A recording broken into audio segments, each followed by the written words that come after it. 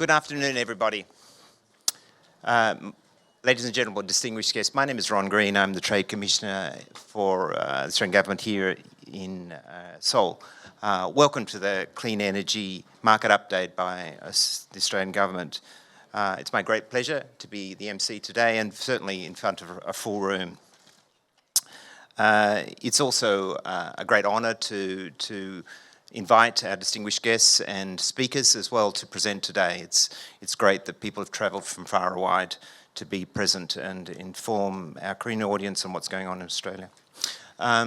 Could I ask, just a few small points before we get started. It's simultaneous interpreting, so unusually Channel 4 is English, Channel 3 is Korean. I'm not sure what Channel 1 and 2 are, but Channel 4 and 3, English and Korean respectively. And if you don't mind just coming in from the door, Simon and others, don't crowd the door, go to the back. I know we seem to have got a full house, which is fantastic. So I would first like to start by acknowledging the Ambassador and thank her in particular for her strong support at this same event, actually over the last 3 years. So this is the third event, and her commitment to supporting the Australian Government and all our businesses in their journey towards net zero. It's fantastic to have her knowledge, her legacy of knowledge, because it's been an evolution, I think. I would also acknowledge our sponsors who will be presenting today. We wish you every success with your business matching, and I noticed the good dynamic discussions that you're having already. I would also like to acknowledge my right-hand person, Bong Sok Cha, who's running around still doing things as he has tailored this event exactly to everybody's requirements and filled the room. How he does that every time, I'm not sure, but it's a bit of a genius that he has, and I think everybody knows and trusts Bong Sok Cha for what he does. As you can see, we've filled the room, and I think everybody's has a keen eye on what we're doing to the future as we look to how to help decarbonise our world and understand what's emerged over the last 12 months, because there's been a lot happening. So this year, unlike last year, we've moved away from just these simple hydrogen discussions, the $2 under hydrogen, $2 under $2 for a kilogram, I think was the number we used to talk about. Now we're not just talking about hydrogen and ammonia, but we're talking about, and we'll hear from Mark Hanna, natural hydrogen. I think it's an interesting opportunity. Green steel, green zinc, green cement. I'm Ron Green. I should even license my name perhaps, because really it's in demand. Hydrogen buses, carbon capture and storage, CSIRO with our R&D presentation. It's really a full house and of what Australia is offering, and I think that shows you, well, it's not a mature industry, it does show how the industry is evolving and the broad range of opportunities that Australia is presenting. I think for those who want to see what the next steps are, I encourage you to perhaps go and see POSCO's Green Steel exhibition, the Korea Zinc exhibition as well. They're very important, and you can actually see how this industry is evolving from just simple molecules to whole new supply chains. As I mentioned last night at our networking session, we do actually have 10 MOUs in place with Australian project developers and Korean companies. And that's very exciting, and that's really progress over the last 12 months. But we've not seen any direct Korean FDI in our hydrogen projects. Yes, there's been investments like Korea Zinc in Arc Energy and renewable energy production, but there actually hasn't been anything material in hydrogen. I don't want to say I'm correct, but it is a note that we've got MOUs, but we don't have the actual investment. So with the triggers that we're hearing from the Korean government about, and as I mentioned yesterday, the scale up, build up and level up that's happening in hydrogen, the start of the hydrogen bidding market perhaps by this time next year, we'll have our first commitments to the Australian-Korea hydrogen projects. So that's an exciting thing to look forward to, but we are at a point in time and place where there's a lot of good talk, but it has to accelerate if hydrogen is going to get to market here in Korea.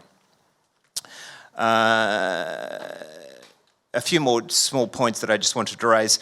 Following the series of presentations, I will encourage everybody to just try really stick to time, because we are fortunate enough to have the South Australian Government presenting at the end, and they have a small networking session which they would like to put on. I encourage you to stay for that networking session. It's very important to hear, because they themselves have their whole ecosystem, which perhaps and certainly deserves a whole lot more time to listen to than the time that they've been able to allocate. So stay to the end if you possibly can, and thank you for the South Australian Government for that initiative. It's very important. So now it's my pleasure to invite the Ambassador, Catherine Raper, to present her opening remarks. Thank you, Ambassador.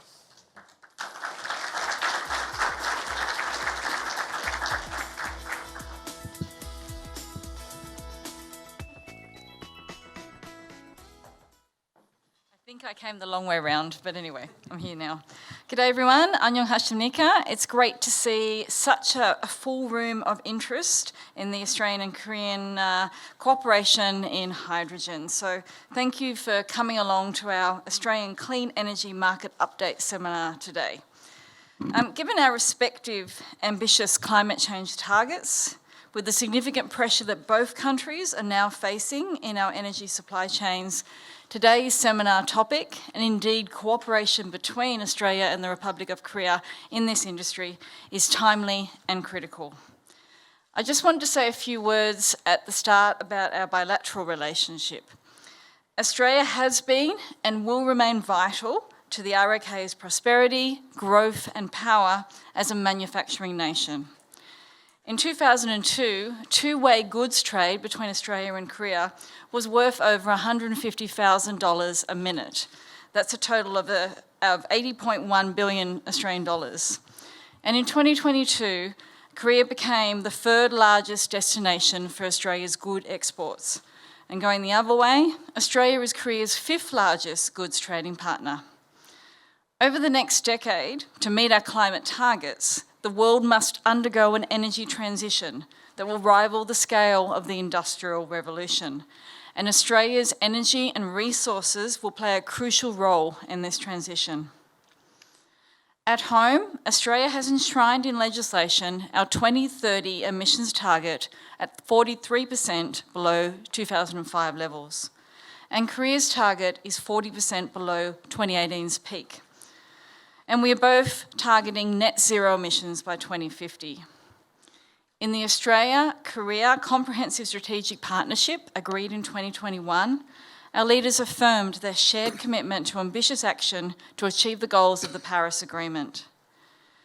These are epoch-defining commitments that cannot be achieved without an upscale in Korean investment in Australia, particularly in downstream processing. Matching Australian know-how and resources with Korea's global companies and manufacturing magic is a recipe for success. We have all the right ingredients at hand, as long as we can de-risk and unlock the investments necessary. But unfortunately, our strong trading relationship is not matched by comparable levels of investment. Korea is only Australia's 19th largest direct investment source in 2022. Now, decarbonisation is not just about bilateral trade and investment. The global and the regional picture is also important. Australia can make the biggest contribution to global decarbonisation by supporting trade and investment in the clean energy industries and building the decarbonised supply chains of feedstocks for Korea's steel, aluminium and zinc for industries. Australia and Korea can support our region's transition through the provision of renewables, value-added products, and clean energy expertise and technology. At last year's H2 Meet, Korean companies presented innovative plans to transition to a clean energy future, and it's fantastic to see that momentum continue this year. For example, we are now seeing the practical progress on green steel, including POSCO's multi-billion-dollar announced investment in Western Australia. As iron ore is one of Australia's largest exports, and with steel production a significant source of emissions in Korea, it is fitting that our opening speech is by Nicole Rook, CEO of Minerals Resource Institute of Western Australia. Nicole will brief us on the findings of a new approach which will enable Korea to maintain their steel industry while Australia develops a hydrogen industry and supplies the alternative iron product the steel industry will need. I also look forward to hearing from Dr. Patrick Hartley, who leads the CSIRO's hydrogen industry team. CSIRO research is helping decarbonisation through developing commercial technology to reduce the cost and increase the efficiency of hydrogen production, distribution and use. Over the last week, his team of 10 hydrogen scientists have been in Korea.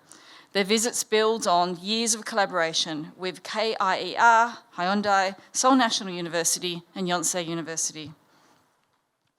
Turning to how we can work together going forward. I'd like to think that it is how we choose to work together, almost as much as what we work on, that will be critical to our future shared prosperity. Australia is committed to decarbonising in a way that supports the ROK's transition to net zero, while providing energy security in Korea and help Korea's traditional carbon-intensive industries de-risk their exports. It will take a sustained effort by Australia, Korea and our like-minded partners to diversify and build the resilience of our economies, to avoid any one country's domination of supply chains and to decarbonise our industries for the good of this shared planet. Building resilience must be a joint project between government and the private sector.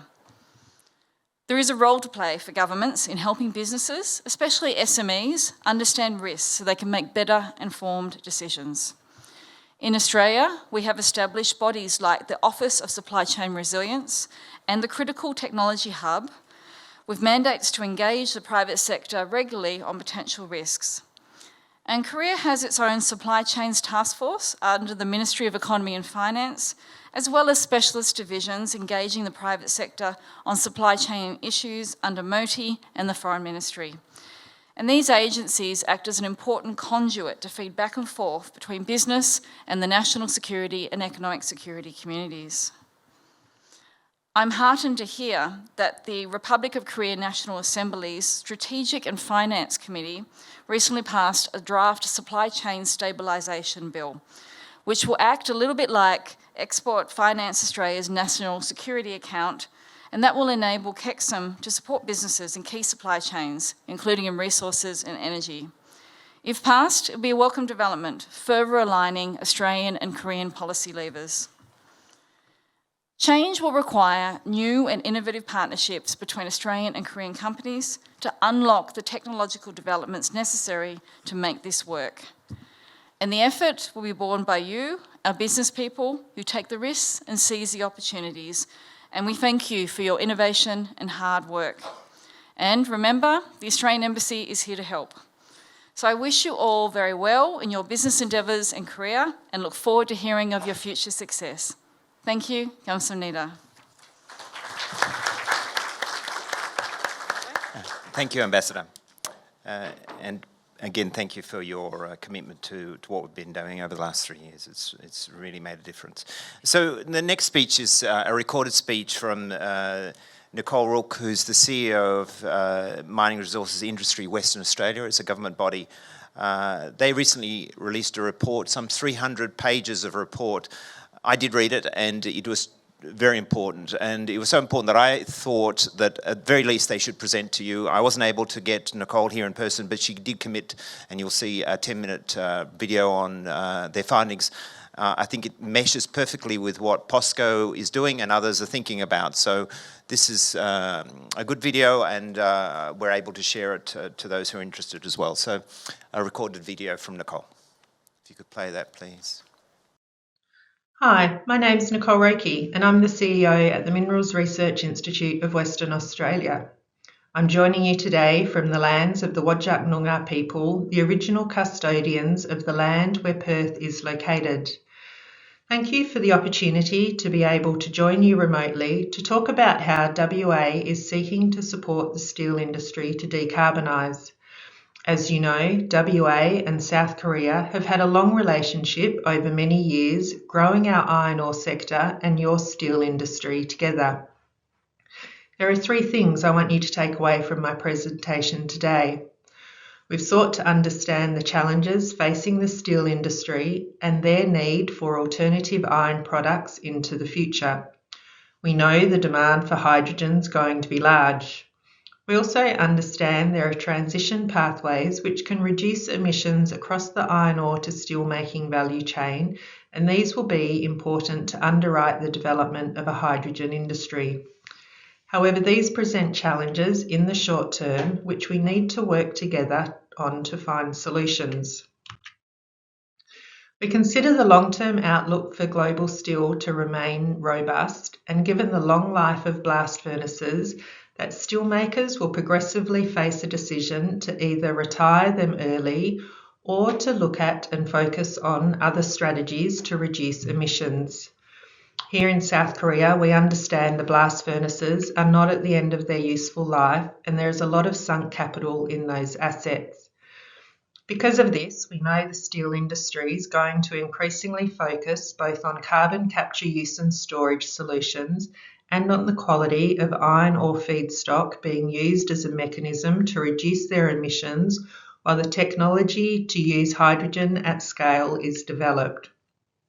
This has implications for WA iron ore over the longer term and will require producers to pursue opportunities to improve the average grade of their product through beneficiation or invest into new feedstock products that can be used in blast furnaces, given that this will remain 70% of production.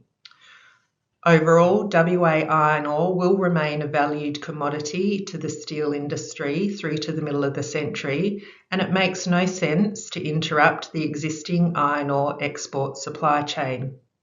However, there are clearly opportunities to develop new iron products, and we see this as an opportunity to develop our magnetite ores or undertake further processing of our low-grade hematite ores to support the steel industry.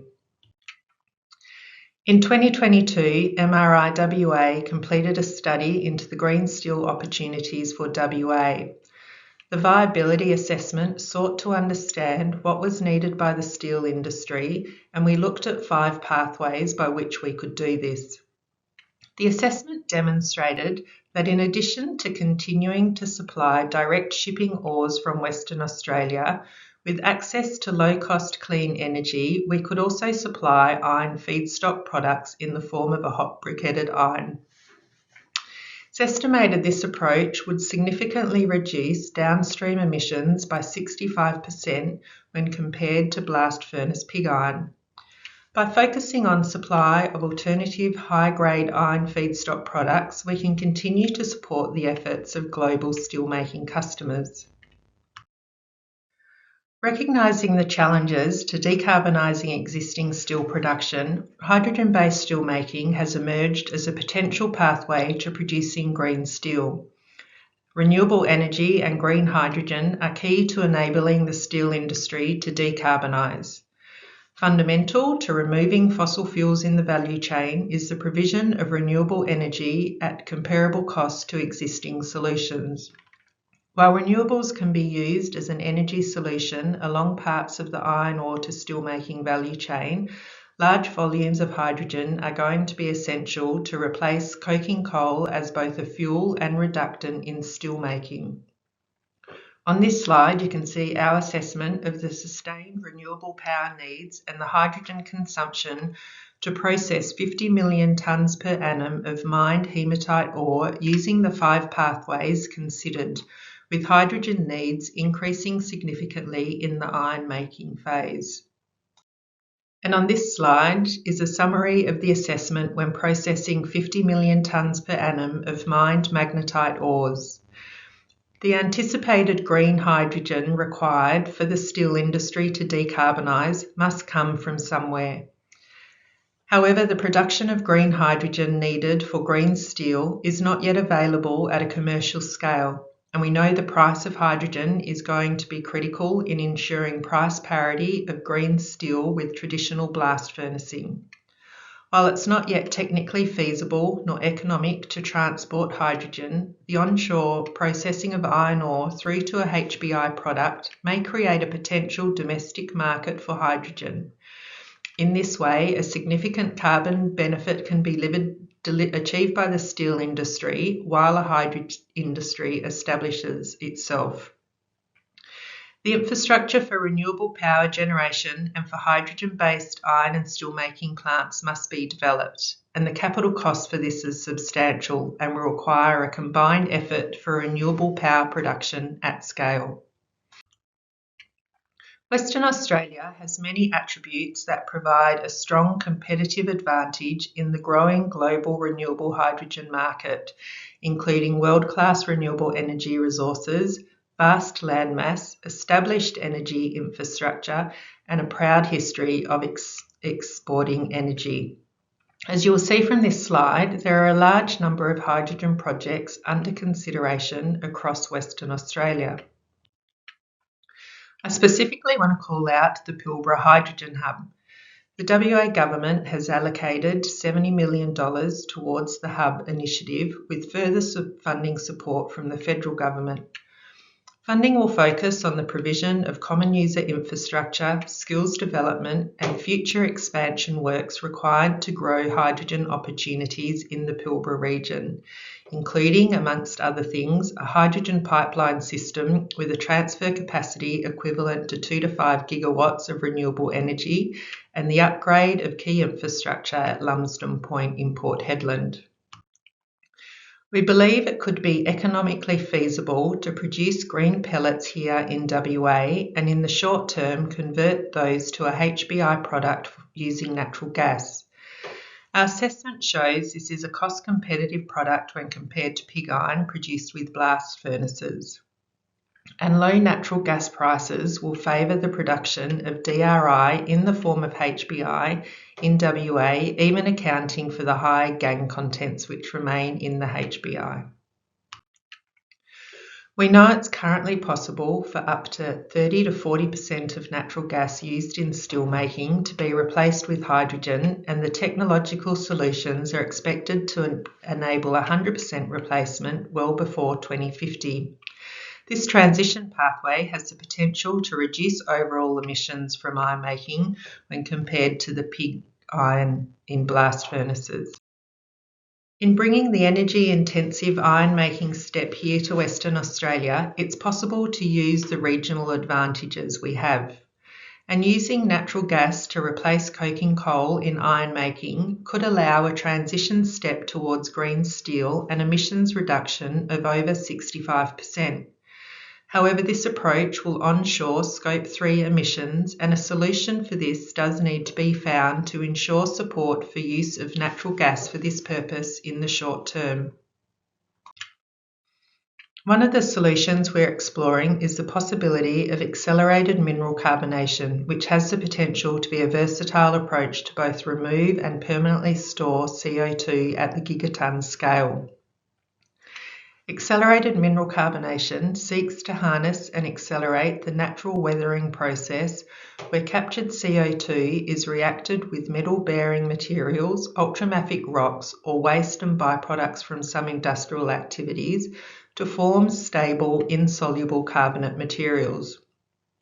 This permanently locks atmospheric carbon away. Existing mine tailings and waste from across Western Australia's mining sector are particularly prospective for mineral carbonation.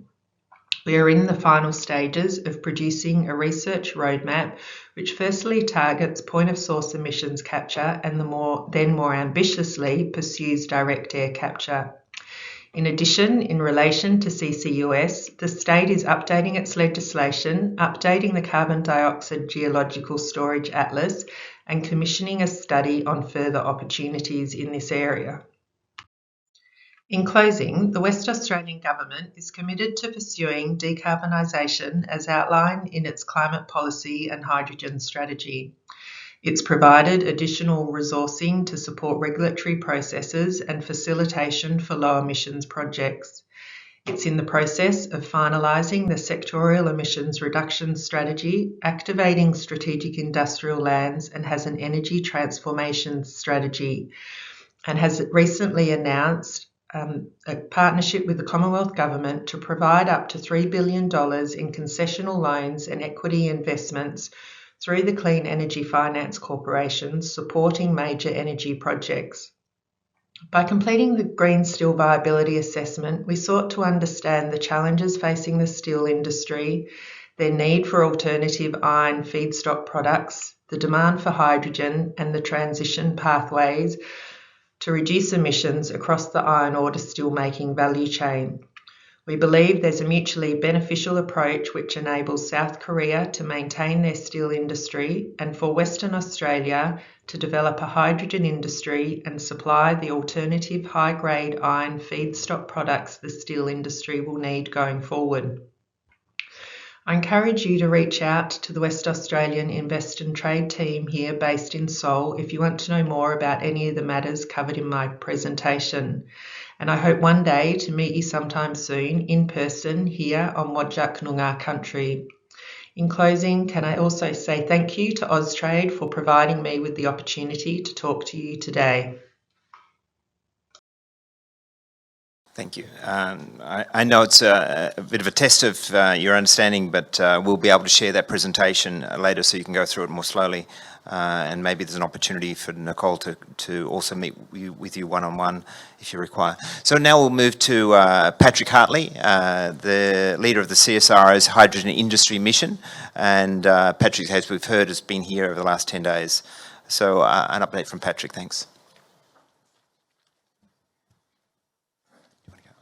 Yeah. Sorry.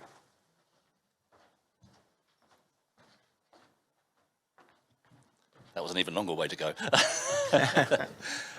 Thank you, Ron, and thank you to the ambassador and the team here in Korea for the opportunity to not just to speak today, but for all of the support we've received over the last 2 weeks and before that in the preparation for what has been an absolutely invigorating delegation of researchers that we've brought to Korea from across Australia, across the research organisations in Australia, to visit many of the incredible research institutions here and learn about the research that's going on with a view to developing collaborative opportunities between our countries focused on supporting the development of the hydrogen industry in both countries. So my name is Patrick Hartley, as you've heard, and I lead the CSIRO's Hydrogen Industry Mission. I'll tell you a little bit about that mission and some of our activities shortly, but first of all I'll just introduce our organisation for those that are not familiar with it. CSIRO is Australia's national science agency, so we are essentially an agency of government, and we provide the research and the development that supports emerging opportunities for Australia, but also addresses challenges for opportunity. And you can see there on this slide, we are very geographically diverse. We have research facilities across the whole country of Australia. And we have research capabilities that span almost every discipline you can imagine. So right from the deep space observation through to agriculture and food and everything in between. And of course, the hydrogen work that we do is mainly associated with our energy business unit. And we also run national facilities. Around about 5,500 staff, and we believe, based on our assessments, we've done a huge amount of work to support Australia's economy. The CSIRO Hydrogen Industry Mission was launched in May 2021, and we have the goal of supporting global decarbonisation through the development of a commercially viable hydrogen industry in Australia, and we're looking at both domestic value chains of hydrogen and of course export value chains for hydrogen, of which some of the presentation we saw earlier is an example of an export value chain for hydrogen in the form of embodied emissions. When we established the mission, we went to industry and government and asked the question, what can CSIRO do to support the development of this industry? And we learned from them that they needed things like trusted analysis, knowledge sharing, technology deployment and commercialization support, and of course, innovation. And so responding to those requests, we've established our mission pillars, We have quite a strong focus on knowledge sharing through our Hydrogen Knowledge Centre, which we've established, and I'll give you some examples of what we've done under that Knowledge Centre shortly. We have done a lot of work on informing government strategy based on the technology understanding and analysis that we do, going back to our National Hydrogen Roadmap, which we published in 2018. We are supporting and delivering hydrogen demonstration projects based on the requirement for all countries to learn by doing. We have to deploy technology to learn by doing those projects where the opportunities are, where the challenges are, to make sure we de-risk those very important investment decisions. And of course, finally, as a research organisation, we deliver the enabling science and technology that is required to bring those costs down, to increase efficiencies, and to make hydrogen value chains real. So now just a few examples of some of our activities, just to highlight them. This is a resource which we have developed. HyResource is a database of every hydrogen industry project in Australia. There are around about 114 industry projects in Australia at the moment. This database is openly accessible from Korea and everywhere else on the world at that website. You can see that almost every end use of hydrogen that we know is represented amongst that project portfolio. Be it green steel, as we've heard, be it injection of hydrogen into gas networks, mobility applications, etc. The other thing we've looked at as we analyse that data is the project pipeline, essentially, and we are seeing in Australia, as in many other parts of the world, some challenges. Those challenges relate to supply chains for infrastructure. So when we talk about infrastructure, we're talking about things like electrolyzers, vehicles, refueling stations. These are large challenges. The demands are global now for these technologies, and bringing them to Australia is something that will be very important for the development of our industry. We're seeing the need to develop fit-for-purpose regulatory environments and permitting environments. Most of those environments are new and need to be developed from scratch. And of course, as with all new technologies, the devil is in the detail. We have to really understand the technology to iron out those initial challenges, and things like reliability are going to be very, very important to understand in many of these systems. The bottom graph there shows you the life cycle, the stage in the project life cycle across the different states of Australia, and you can see that the largest numbers of projects there in the pipeline are in Queensland and Western Australia, and that most of those projects are still under the under development category, which means that they haven't made final investment decisions, etc. And pulling those projects through from under development to under construction is something that we need to accelerate. The second part of our mission pillar suite is, of course, providing trusted science and technology analysis. This builds on the work that we did back in 2018 for the National Hydrogen Roadmap. Most recently, an example we've just published, just in July this year, which is an analysis of the local requirements in Australia for vehicle refueling infrastructure and hydrogen supply chains. Australia is a very different geography and a very different population density to Korea. And we have some unique requirements for infrastructure, for providing mobility support for mobility applications. And so we've looked at things like moving high-pressure hydrogen, liquid hydrogen, distributed versus centralised hydrogen production, etc., and done some economics. And this was in partnership with an engineering company in Australia, GHD Advisory. Another big part, the reason we're here, is we are supporting our government in its real priority around international collaboration. And so the reason the team was in Korea was thanks to our Department of Climate Change, Energy, Environment and Water. We received funding to roam the world, essentially, and to visit many countries that we saw as leading hydrogen nations. Of course, Korea was always one. And we're glad to say this is our 7th delegation, and we've had a wonderful time, as I mentioned, visiting those countries and and learning in Korea in particular in the last week, all of the research that's going on. We're also, as part of that program, funding researchers to go from Australia to visit leading international laboratories that we meet as we travel. We're supporting demonstration projects, recognizing that this is a key part of the development of this industry, those deployment of those demonstration projects. Examples include we're just about to switch on a hydrogen refueling station at our site in Melbourne. That's it there. It's a real photograph, not a model. That will be launched very, very shortly. We are enabling infrastructure to support demonstration projects, not just of our own technology, but from technology from partners in the research community and from overseas. So if you have technologies that you would like to demonstrate in Australia with some safe and skillful hands, we'd be keen to talk. And under our enabling science and technology, we have a huge range of individual research projects which we're supporting across the value chain from production, storage, distribution, and utilization. And importantly, we invest quite a lot as well on what we call cross-cutting value chain projects. These are projects which are non-technological in basis. They are in things like the environmental impacts of some of these projects, the techno-economic evaluation of the technologies, activities around social license to operate, understanding public perceptions, and of course, the area of regulation.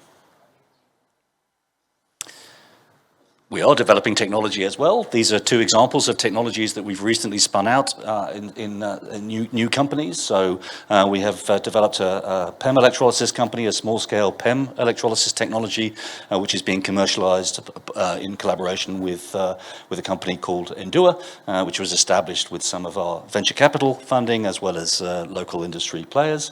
And the most recent electrolysis company is Hadian, which is a solid oxide electrolysis company with some unique tubular technology that we'll be commissioning very soon. And if you would like to learn more about some of these activities, please visit Dr. Saab Giddy's talk on Friday, where he will go through some of the work in his lab, which led to these developments. In terms of hydrogen production, a novel system here for producing hydrogen using what's called a catalytic static mixer. I don't have time to go through this, but suffice to say, this is not so much about the chemistry, but about the processing technology that allows you to produce hydrogen using things like liquid organic carriers and ammonia to actually accelerate the process and produce hydrogen in a smaller scale and more quickly than the conventional technologies.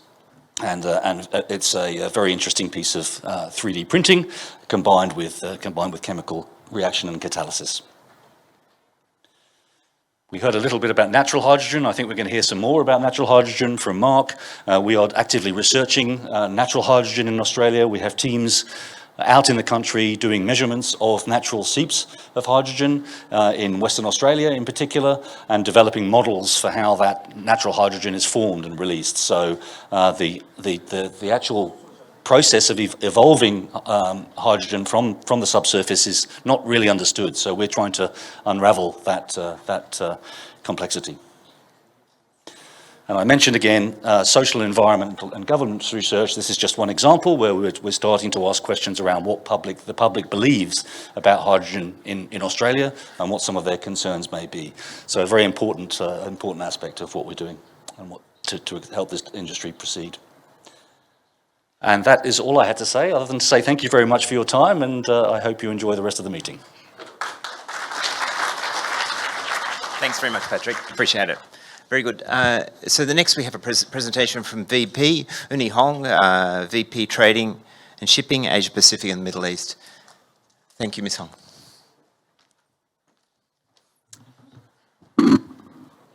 Hello, good afternoon. My name is Uni Hong, as he introduced. I'm Vice President of Hydrogen for BP's Trading and Shipping business, covering Asia Pacific, Middle East, and India. Thank you for this opportunity to share BP's commitment to net zero and how we have progressed towards our ambition to be a global leader in hydrogen. And also special thanks to Mr. Cha and the team for all the coordination and arranging meetings. This has been a great opportunity to meet all the relevant stakeholders. Hydrogen is one of BP's 5 transition growth engines. Actually, it's next slide, and is fundamental to our own transition from an international oil company to integrated energy company. Do I have...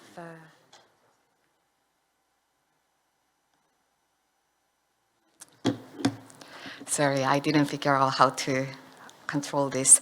So by 2030, we aim to produce 0.5 to 0.7 million tons of lower carbon intensity hydrogen per year. You can see several projects. BP is developing more than 10 projects globally across Europe, US, Australia, and some other locations.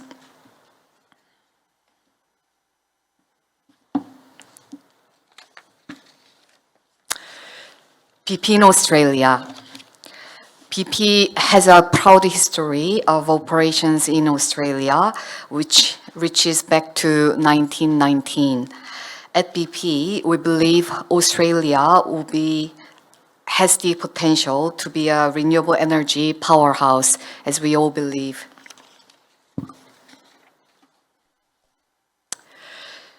BP is progressing 3 world-scale hydrogen projects in Australia.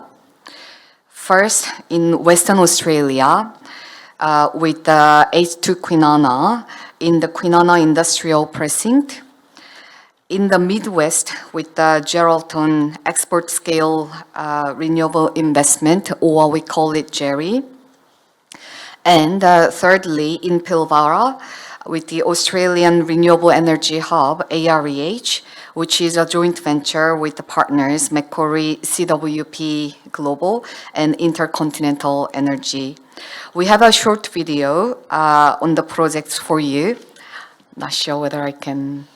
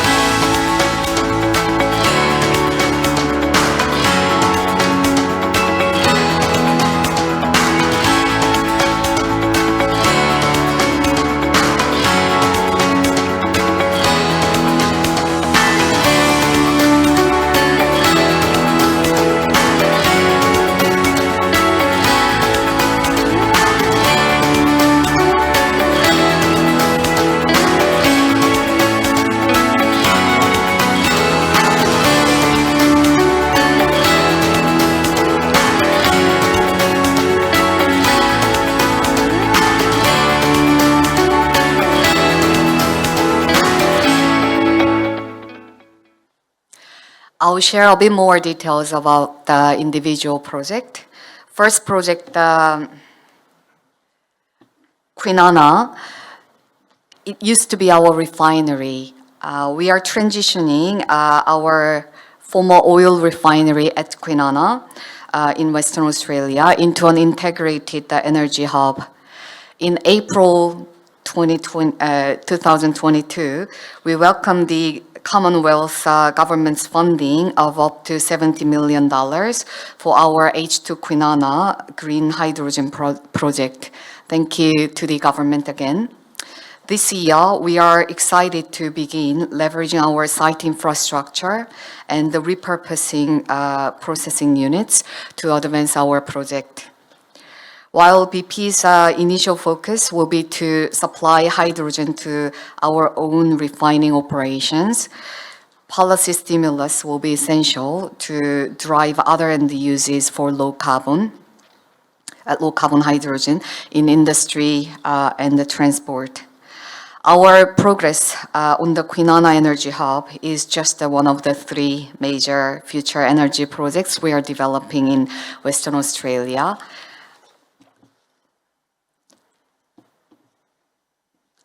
Next is Jerry. BP is also progressing the development of an export-scale green hydrogen production facility at Okaji near Geraldton. 100% the BP-owned project.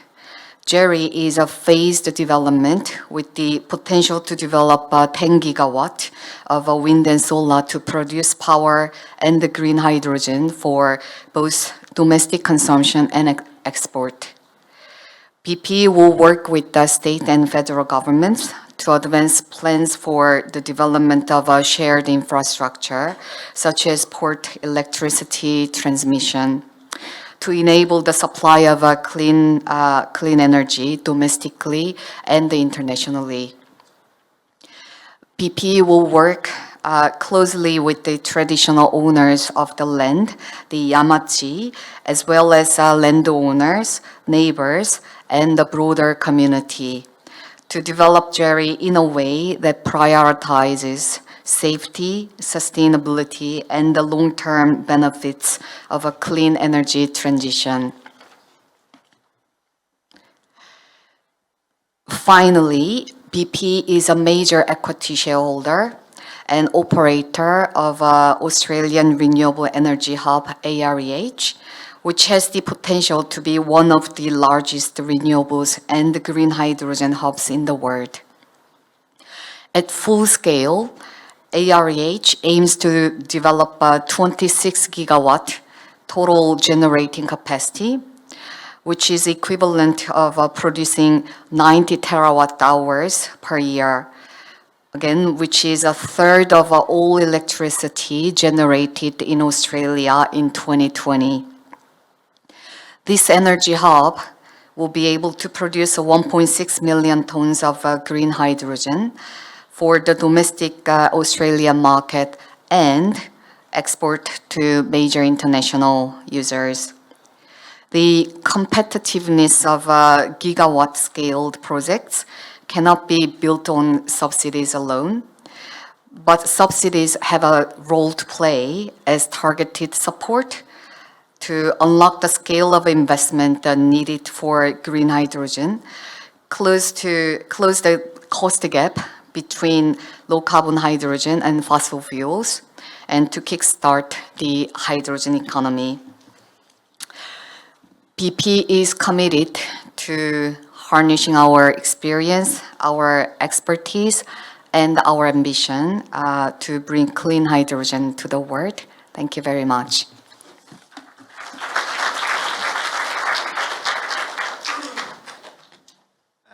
Thank you, Ms. Hong.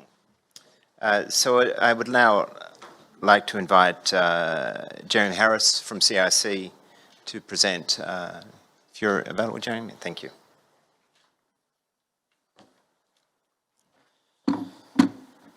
Thank you, Ron, and thank you, Ambassador, and thank you to Austrade for helping us put on today. It's been really interesting and insightful to be here today and just get a feeling for the Korean development in hydrogen.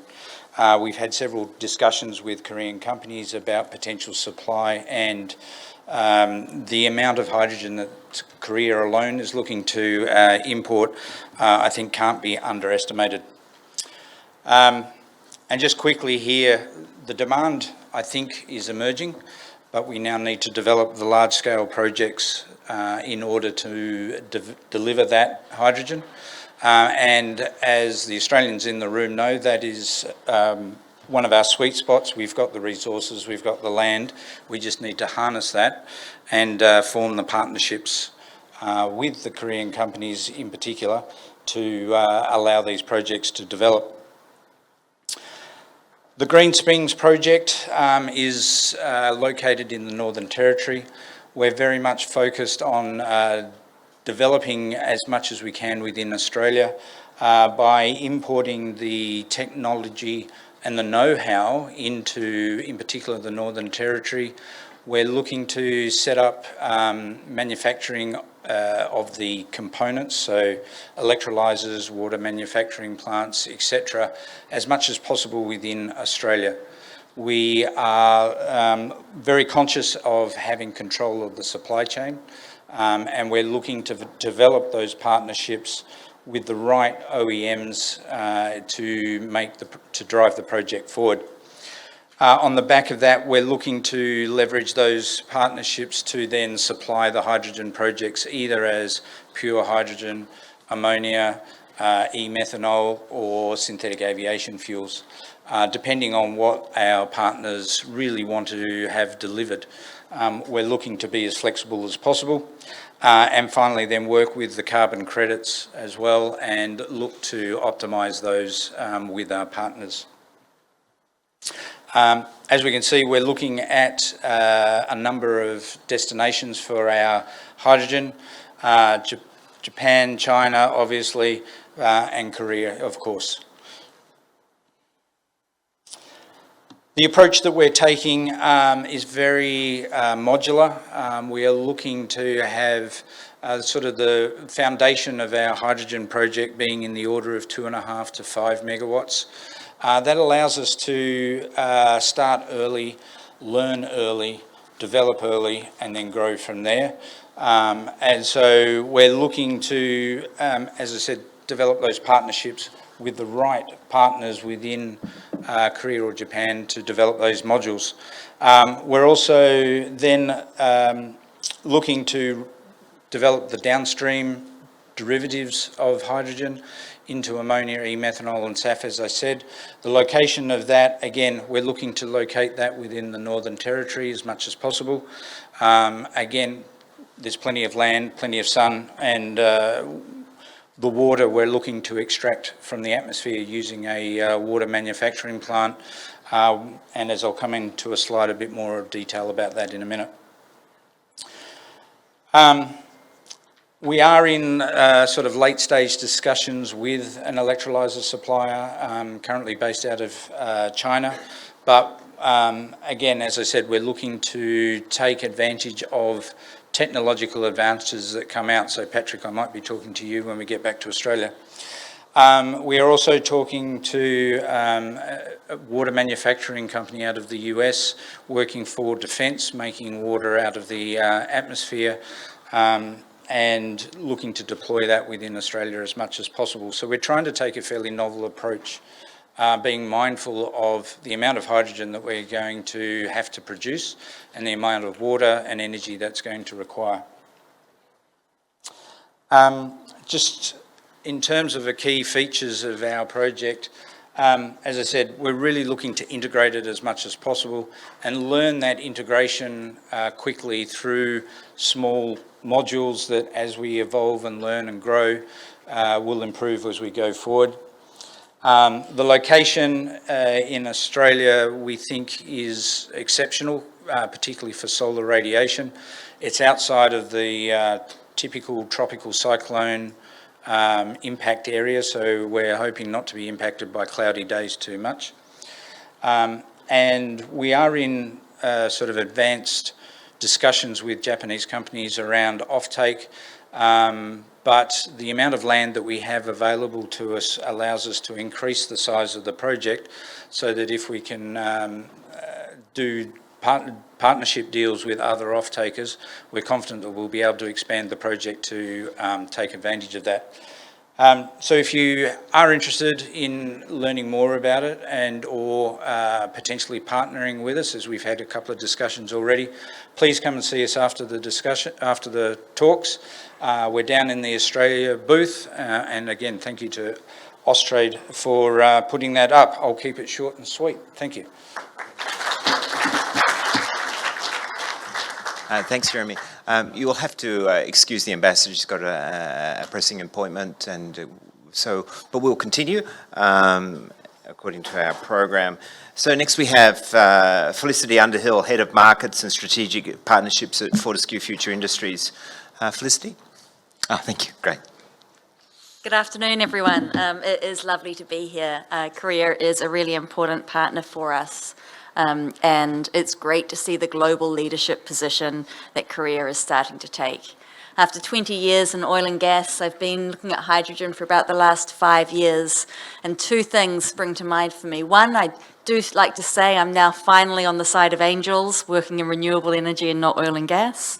But also the difference that has occurred over that time in Korea taking that global leadership position has really been outstanding. So with Fortescue, I'd like to talk about three things today. And I'd like to talk about the three things that I think really set us apart. The first is that, like many of our customers and partners, we are a decarbonising, currently heavy emitting and heavy industry in our mining industry. Our ambitious timelines means that the solutions and the technology and the renewable energy that we need to develop for our own decarbonisation are just as relevant for our customers as well. The second point I'll talk through is that we are all in on green, and that means green hydrogen and any of its carriers sitting alongside that renewable electrification. No fossil fuels in the value chain, and a global portfolio of projects. Not just one or two, but at last count about 80 projects around the world, which is massively de-risking supply for our customers. And the third thing I'll just talk you through is that we are doing it now. Our projects are some of the most advanced commercial scale projects in the world, and I'll give you an example of what we're doing in Australia, in central Queensland and near Brisbane. So, we are at our core a mining company. We are one of the largest iron ore miners in the world, and we have set ourselves the target of real zero by 2030. It's not a net zero target. There will be no offsets included within that. And the team that is working on this has been told to imagine that the tap gets turned off, that there are no more fossil fuels available as of the end of December 2029. So real zero throughout our onshore operations by 2030. But then we also say by 2040, we'll be at net zero across our value chain. So the steel that we use for our own projects, but also the steel that is made with the iron ore that we mine. So moving into green steel, green iron. And then how do we get our product to market? Shipping of that product will also need to be zero carbon at that time. And that means that, we need to find ways of doing this. We are in advance of a lot of the technology that is required to make that happen. And so we are looking at partnering with companies around the world and here in Korea to help us find that technology to use. We're developing our own green mining haul trucks, whether they're off batteries or off liquid hydrogen. Our Infinity train is a train where the battery will store the energy, kinetic and gravitational energy, by taking our iron ore downhill from the Pilbara to the ports, and that is more than enough energy in the battery to be able to take it back to the mine empty and be refilled again.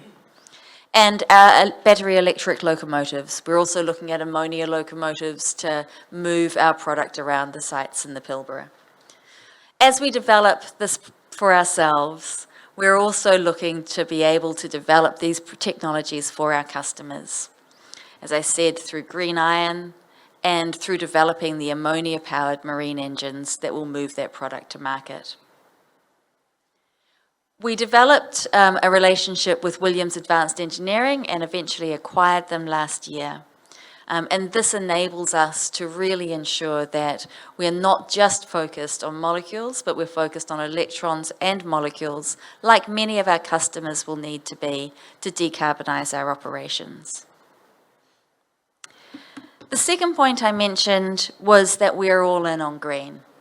And as you can see, we have projects and operations right around the world. And one of the things that we're finding when we're talking to our customers is when those customers and those industries are needing to invest in new technology to move from using fossil fuels to starting to use a green molecule instead, the biggest risk is not necessarily price, that obviously comes into it. The biggest risk is ensuring that there is sufficient supply.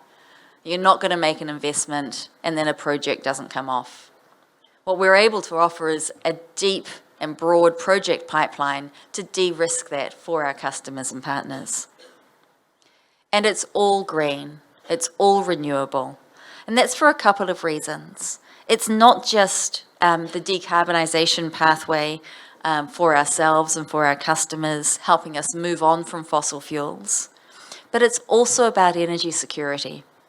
And we really find that being able to leverage low cost and potentially fixed cost renewable energy, rather than doubling down on exposure to volatile gas markets, is a valuable commodity for our customers. So a couple of examples of where we're doing this already. And you might have seen a map for those of you who were there last night. We have projects around Australia, but I'm just going to focus on two things that we're doing in Queensland at the moment. The first is what we call our GEM, our Green Energy Manufacturing Centre. That's based in Gladstone. When we first started looking at doing hydrogen, the scale that we're trying to build means that the supply chain is not there to support our needs. And effectively, we've had to make a make or buy decision for every component along that value chain. One of the first things we realised we needed to be able to get our hands on was sufficient electrolysers. That manufacturing facility, that factory in Gladstone, has been built. You can actually see it, you can walk through it, you can touch it. It's a real thing with support from the Queensland Government. And we'll be manufacturing up to 2 gigawatts of electrolysers at that site. That's the first phase of what we hope will be up to 6 phases of green energy manufacturing outside of Gladstone. That's going to help our own projects, and those electrolysers will also be available to other renewable energy projects in the region. The other one I'd really like to draw attention to is what we think will be one of the first commercial scale green ammonia projects in the world.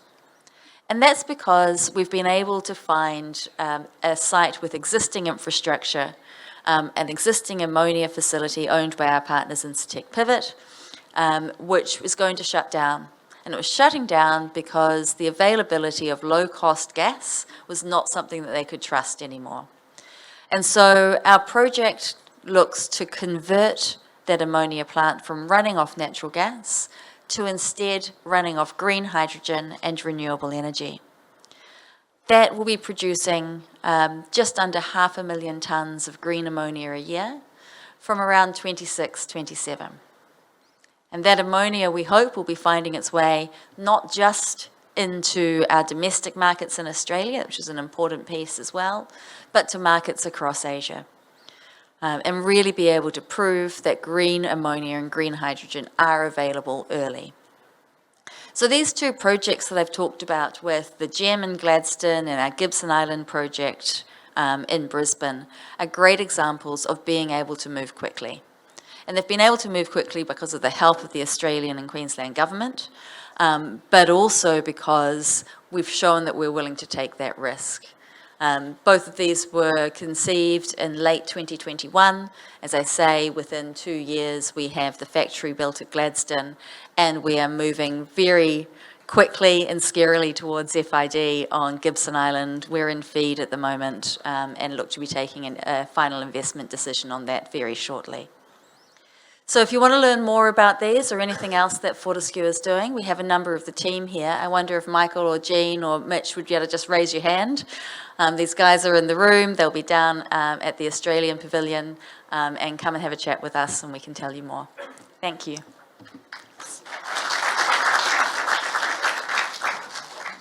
Thank you, Felicity. It's fantastic. So the next presentation is from H2U. Unfortunately, Attilio Pellegrini has been caught up in Australia, so he will be, he's provided a virtual presentation, untested, so could we just try this now? Otherwise, we might end up saving 10 minutes. Can we try the presentation, please, from H2U? Good afternoon. My name is Attilio Pigneri. I'm the founder and CEO of H2U, the hydrogen utility. I am sorry not to be able to join in person today, but would like to thank once again Austrade and the H2 Meet Conference for allowing me to share an update on our H2 Hub Gladstone project in Queensland, Australia. Let me introduce first our organization, the Hydrogen Utility. H2U is a specialist developer of green hydrogen infrastructure projects. Our organization is based in Australia and we operate across the Asia Pacific. Our development ethos is strongly aligned with the Sustainable Development Goals. Our market objective is to drive deep decarbonization in the power and industrial sectors and support the development of renewable energy trade. Our projects are developed with a view to leverage their location, scale, and timing to deliver substantial improvements and capacity additions to existing power and water infrastructure, and to promote regional economic development with a strong focus on shared benefits and participation opportunities for Indigenous First Nations people. I'm sharing with you today an update on our H2 Hub Gladstone project. H2 Hub Gladstone is one of the largest and most advanced green hydrogen and green ammonia projects worldwide. The site you see behind me is the proposed site of the production facility, a 221-hectare site within the Yarwun precinct of the Gladstone State Development Area. The site has direct access to existing water, power transmission, road and rail infrastructure, and is strategically located to access existing ammonia terminal facilities in the Fisherman's Landing precinct of the Port of Gladstone.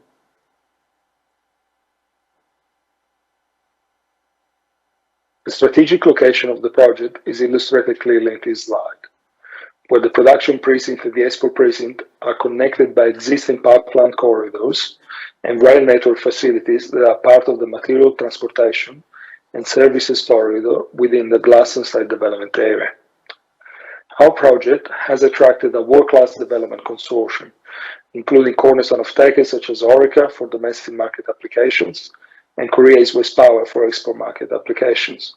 Our export capabilities are bolstered by the participation of NYK as our shipping and logistics partner, and our recently announced partnership with Vopak to participate in the development and operation of the export terminal.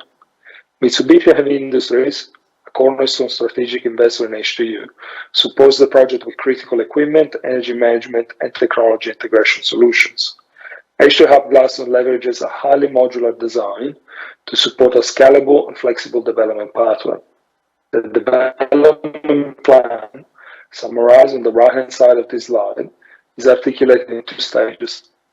First, the activation stage, featuring up to 3 GW in electrolysis plant and 6,000 tons per day or 2 million tons per year of green ammonia, is designed to provide full import replacement to our domestic cornerstone off-taker, Orica, and support export market development activities, starting with our partners at Korea EWP. Production will start in late 2026, exports in late 2027, and the activation stage will ramp up to full production by early 2030. The expansion stage will support further growth in the export market in the early 2030s. The expansion stage will source additional 3 GW in green hydrogen production capacity via pipeline from an inland development site. Ammonia production capacity at the production precinct will be doubled, with an additional 4 process trains to reach 4 million tons per year in the early 2030s. H2 Hub Gladstone has now achieved substantial milestones and is on track to complete engineering, achieve approvals, and a final investment decision by the end of 2024. In February 2020, just before the COVID lockdowns, we have secured the site for the production precinct and progress to develop and lodge preliminary approval documentation with both the state and federal governments. In October 2021, we have initiated a formal collaboration with the Port of Gladstone in relation to the export precinct of the project. In March 2022, we were the first hydrogen organization in Australia to obtain a positive assessment under the federal government environment protection and biodiversity conservation legislation. And again, in April 2022, we were the first hydrogen organization to achieve coordinated project status under Queensland legislation, securing a combined assessment approach for the project coordinator across state and federal legislation. The last 18 months have seen several organizations joining the project, including Orica, NYK, Korea East West Power, and Bopak, as well as in May, the announcement of a strategic collaboration with the First Nations Balai, Gurang, Gureng, and Tari Belang Bunda people, the traditional owners of the land and sea areas surrounding Glaston's.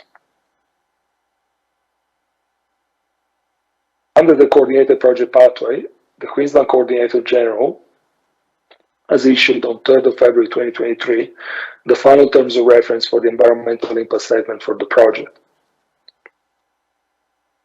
This milestone has enabled the project progress to the pre-FEED phase, currently underway, and initiate work on engineering and design approvals, targeting a final investment decision by the end of Q4 2024. The ability to leverage existing water, power, and port infrastructure and the participation of Cornerstone domestic and export market customers enables the activation stage of the project to be delivered as a continuous build program, with first production in late 2026, first exports in late 2027, and reaching full production, 2 million tons of green ammonia per year by end of 2029 and early 2030.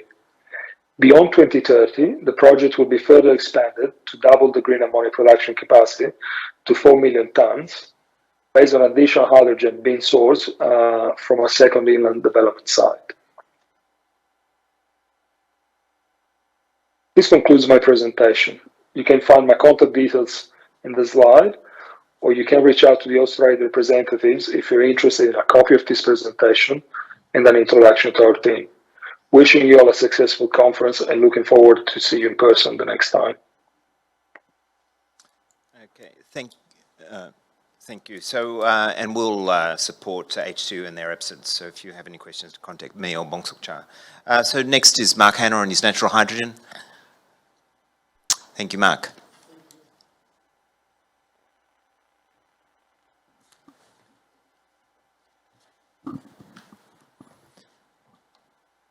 Thank you, Ron, and thanks to Austrade for organising this event. Thanks, Ron, especially for all the hard work. It's been fantastic so far. So, good afternoon, everyone. My name is Mark Hanna. I'm joint founder and CEO of H2EX. We are a natural hydrogen and helium company. Our mission is to find and harvest for sale natural hydrogen by 2027. Within our 58,000 square kilometres of acreage in South Australia. To put this acreage position into context, it's about 60% of the size of South Korea. We are developing first-of-a-kind capability to find and harvest natural hydrogen and helium. When successful, natural hydrogen will be low cost and have a small footprint, clean and renewable energy, and I'll explain a bit of that through the presentation. Initially, our exploration is in Australia, but our capability can pivot globally. Theoretically, to South Korea, it's subject to, of course, the geology.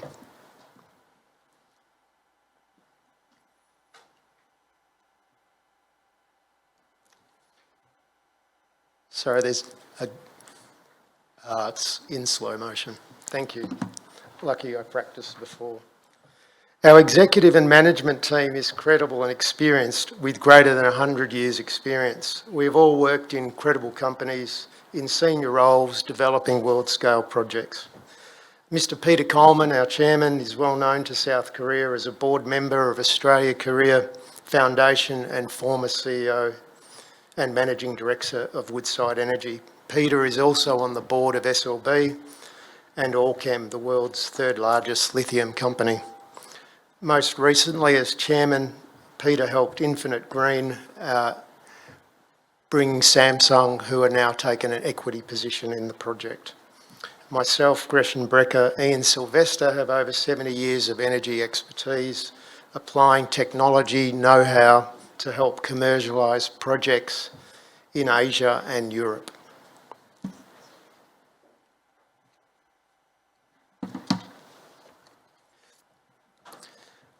We have an exploration licence. The licence is in dark red, PLA 691, and we are carrying out first-of-a-kind exploration seeking natural hydrogen.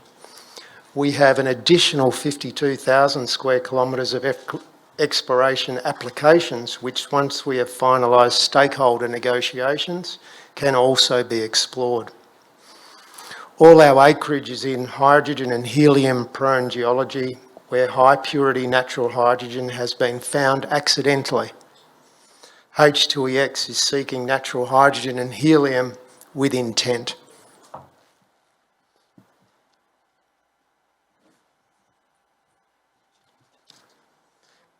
On the 30th of June this year, H2EX was awarded Australian federal government funding to assist with our search for natural hydrogen. We're the first and only Australian natural hydrogen company to be selected to advance natural hydrogen exploration and extraction.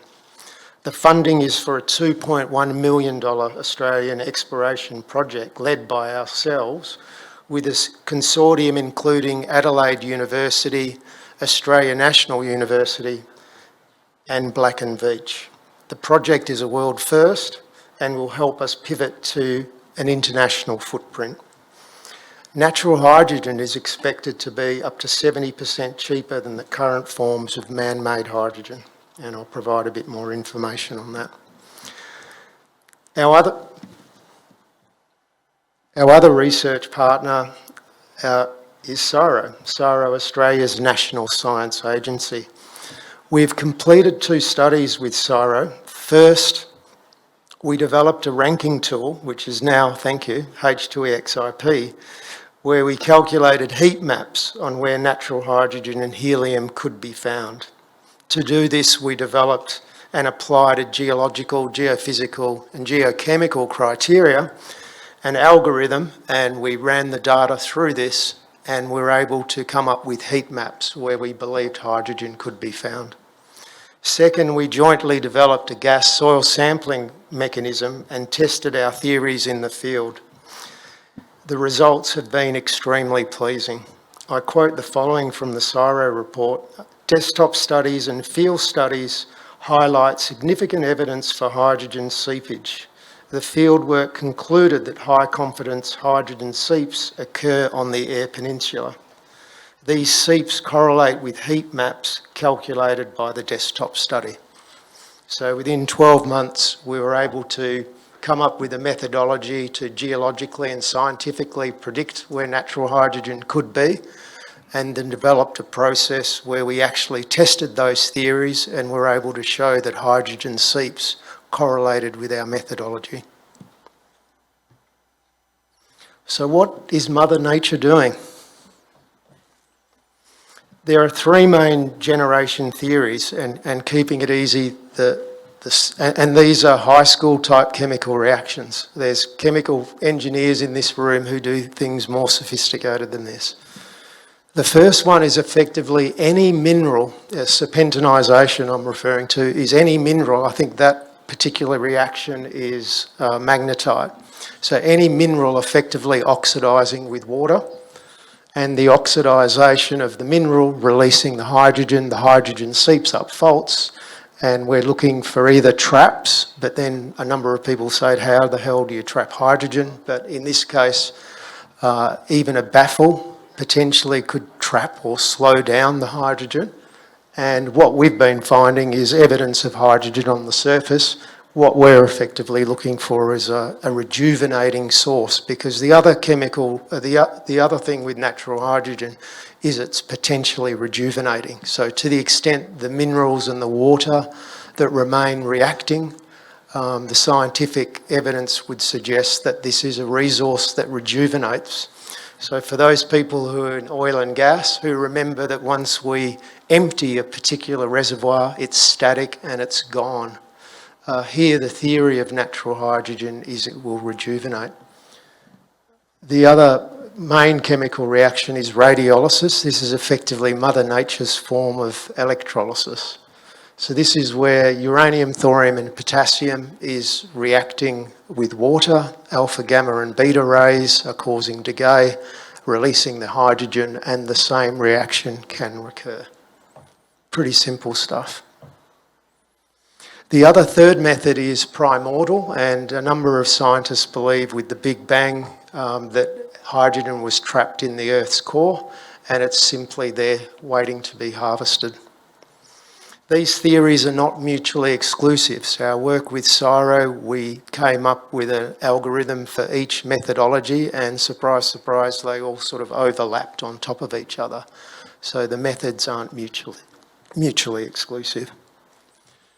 All right, this isn't meant to be undermining other forms of renewables. It's just meant to show that different projects will have different cost structures, different advantages and disadvantages. But this is a slide produced by the IEA, I think, and it'll effectively just showing the challenges of decarbonisation. And it was comparing if you do use hydrocarbons as the comparison or the benchmark is how do we compete with hydrocarbons. And effectively it's suggesting hydrocarbons are difficult to compete with, especially with carbon capture and storage. Clearly, the desire, and every person in this room is working to make renewables more feasible and competitive. The thing with natural hydrogen, though, there's no infrastructure. So the thing that attracted H2X to look for natural hydrogen is effectively all the technical elements that each of you think about every day: electrolyzers, desalination plants, wind farms, solar panels. Clearly for natural hydrogen that is not required. So theoretically in the literature, the cost of supply, bringing it to surface, the target cost is anywhere between 50 cents and $1.50 a kilogram.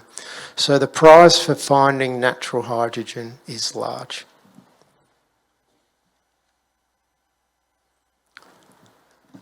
Thank you for your time.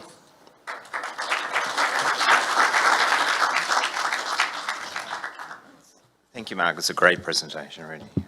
It's very important. So moving on quickly, because we've got to keep to time, we've got Tristha Seth, co-founder of and managing director of Kinara Power. Thank you, Tristha. Oh, Trishul, sorry, my apologies. Trishul. It's a challenge. Okay. Good afternoon, everyone. I'm Trishul Seth, co-founder of Kinara Power.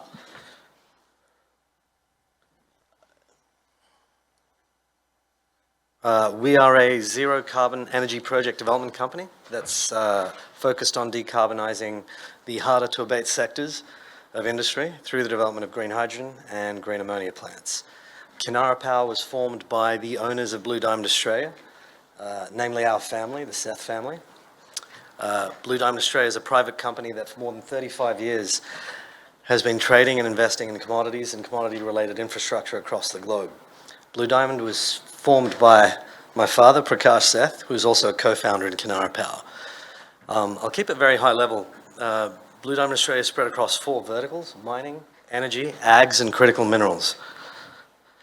On the mining side, for nearly 25 years now, we've actively supplied and traded technical ammonium nitrate, also known as explosive-grade ammonium nitrate, to counterparts such as Rio Tinto, Dow EDI, Vale, NEX, just to name a few. Platinum Blasting Services is a full-service blasting company that we co-founded back in 2014 with Deepak Fertilizers, who are the world's third largest producer of technical ammonium nitrate. Kaolin is an industrial mineral. It's actually an aluminium silicate that's used in ceramics, paper and packaging, and fiberglass manufacturing. We have a very high-grade deposit in Western Australia. We've conducted extensive mine-to-market development on this deposit. We secured our mining lease recently, and we should be commencing exports to customers in Asia later this year. On the energy side, we have a very deep background in trading and energy infrastructure development that ranges from oil and gas, such as development of a 75 megalitre diesel terminal in Port Mackay in Queensland, to renewables, where we've developed a 100 megawatt solar power plant at Three Springs in Western Australia. And with regards to ags and critical minerals, we hold a variety of investments in hard and financial assets. Oh, sorry, wrong way. So our team have a very, very deep background of experience in the world of ammonia. That includes production and storage of ammonia, procurement of ammonia internationally for feed to produce technical ammonium nitrate and fertilizer-grade ammonium nitrate, the trading and supply of technical ammonium nitrate into and around Australia, and very importantly, ammonia plant development experience from concept to commissioning. Our relationship with Deepak Fertilisers goes back more than 20 years, and our partnership, our very strong partnership, has afforded us both a lot of benefit over the years. The one overarching takeaway I'd like you all to have from our experience is our passion for and understanding of safety, and hence our flawless safety track record of 0 incidences over our experience in ammonia. Ammonia and ammonium nitrate are highly, highly hazardous products, and our experience over the years has allowed us to develop a substantial understanding of nuances in the creation and maintenance of the highest standards of safety. And so now I'm going to introduce Project Astra, our maiden project. So Project Astra is spread across 2 phases, but phase 1 is actually split into 2 sub-stages. So stage 1A is a 600,000 tonne per year green ammonia plant. So 2 gigawatts of solar and wind will power split 25% solar, 75% wind, will power 1.3 gigawatts of electrolyzers to produce 108,000 tonnes of green hydrogen that will convert into green ammonia. That is located in the Oakajee Strategic Industrial Area in Western Australia. Stage 1B, and very important to us, is a 300,000 tonne per year green ammonium nitrate plant that will be commissioned within 9 to 12 months of stage 1A. And then stage 2 is an upsizing of our green ammonia plant capacity from 600,000 tonnes per year to 1.5 million tonnes per year. Just getting back to stage 1A, we're targeting FID by Q2 2025. Realistically, commissioning will probably be into 2029. And very importantly, we'll be abating around 1.2 million tonnes a year of carbon emissions. With regards to MOUs, we've secured MOUs with Tramo and Freepoint Commodities. Tramo are the largest merchant traders of ammonia globally. I don't know how familiar everyone is with ammonia, but out of the 190 million tonnes of consumed ammonia, there's only 20 million tonnes of seaborne trade. Tramo traded roughly around 3.5 million tonnes last year. They've been in the business 40 years. They operate 13 out of the 87 vessels that move ammonia around the globe, and they have a lot of tanks. We've known them a very long time. Freepoint Commodities, a large merchant trading company akin to a Glencore, a Vitol, a Trafigura. They were the largest supplier of fuel oil into the cargo market in Singapore back in 2020 and still have a significant presence. Singapore is the largest bunker fuel market in the world. So that's Astra. Let's go. So let's talk, this seems to be of interest, at least with a lot of our discussions in the market. Let's talk green ammonia pricing. Certainly not straightforward. I've listed a variety of supply side and demand side drivers. They are by no means exhaustive. Let's quickly walk through them. So on the supply side, and I won't really address the subsidies because there's not a lot of clarity right now around those, but and with regards to cost of renewable power generation, that makes up 80 to 90% of the cost of green hydrogen production. What's particularly important in driving down that cost are 2 things: capacity factors of solar and wind, of which are advantageously high in the Midwest of Western Australia, and transmission costs, which obviously vary considerably between geography and location of the specific project. The net gas price has a significant impact on the supply of green ammonia. So as it stands right now, and people may have varying views on this, as it stands right now, the outlook for price is not particularly bullish over the next 5 years, with a lot of gas fields coming on stream. That effectively acts as a general headwind for green ammonia supply, with potentially more blue ammonia supply to compete with.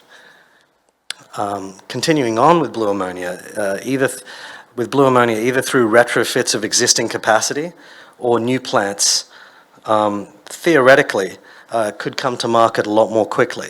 And that also acts as a headwind to green ammonia supply.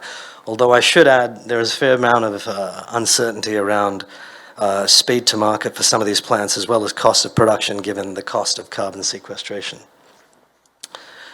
The required infrastructure build-out, be it terminals, pipelines, tanks, new vessels, for new demand vectors such as power and shipping in key consumer countries, is also going to be significant and will also take time and limit how much green ammonia supply can actually come to market. So overall then, if you look at the supply side of the equation, there's a fair amount of downward pressure. On the demand side, everyone's aware of the new use cases such as power gen and shipping, and that's adding a lot of upward pressure. If we look at well-to-wake carbon emissions and calculate them accurately, and that's accordingly reflected in certification, we see that actually pushing green ammonia premia higher. Further on the blue ammonia, the true cost of carbon sequestration is very site-specific, and we may end up seeing a spread between blue and green that may not be as large as everyone expects, and that would bolster demand for green ammonia. The price of carbon will have an enormously significant impact on green ammonia, and on this we are extremely bullish. And we expect the embedded value in green ammonia will drive premium much higher versus other forms of ammonia with higher carbon intensity. Now, pricing structure's particularly interesting. New producers such as ourselves would probably push for fixed on average to meet the threshold of returns for investors. Certainly existing traditional consumers want floating. They certainly don't buy fixed. How do we solve for this? Depending upon end user application, the pricing formula will actually vary quite a bit, not just from fixed or floating, but also from the type of index that's actually used. I can assure you that anyone in the oil world who's buying fuel oil and now wants to buy green ammonia for shipping fuel is certainly not going to price their consumption off Argus and Ferticon, which are inherently fertilizer-based indices. We have a variety of solutions, depending upon user type, that we are more than happy to discuss and would invite you to come speak with us. So we understand the wait-and-see attitude of many market participants in moving forward, given the lack of clarity on subsidies and hence price. However, we believe there is a very clear danger to this. Regardless of policy and subsidies, we understand this is an aggressive number. The actual volume of green ammonia supply available to satisfy demand by 2030 could well be below 3 million tonnes a year. And whether it's 3.5 or 4 million tonnes, I don't think it's going to be a lot higher. That's a very low number relative to demand. Why? Well, there is a very high level of complexity to these projects, which are effectively 3 to 4 major projects rolled into one that require optimization of a variety of factors, some of which often conflict. For example, just as one example, being located near a port or export facility is pretty crucial for a green ammonia project. But the massive land requirement for renewable generation is often nowhere near that port facility. So that brings in not only costs of transmission, but the timeline for the approvals process, whether that's via grid connection or a behind-the-meter solution, where you have to cross multiple landholders. And that's not really unique to any one country. These are issues that are faced globally.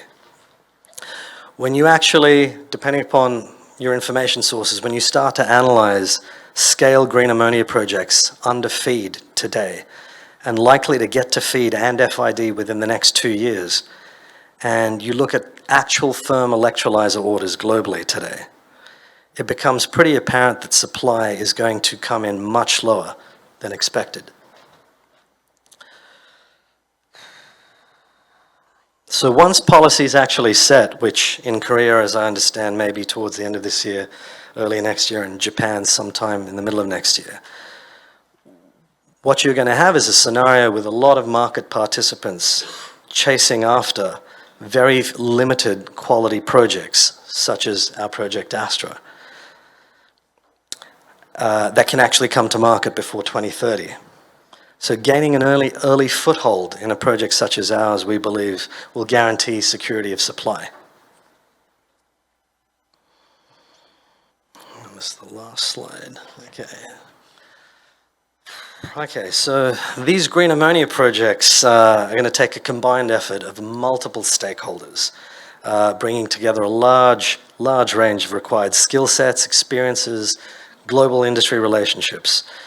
We are very clear about the value we bring to the table, and given the outlook for Korean demand, we see great opportunity in collaborating with key companies that hold similar values to us, are quick to move, have calculated risk appetite, and seek long-term relationships. And so we invite you to come work with us on our journey to decarbonize. Thank you for your time.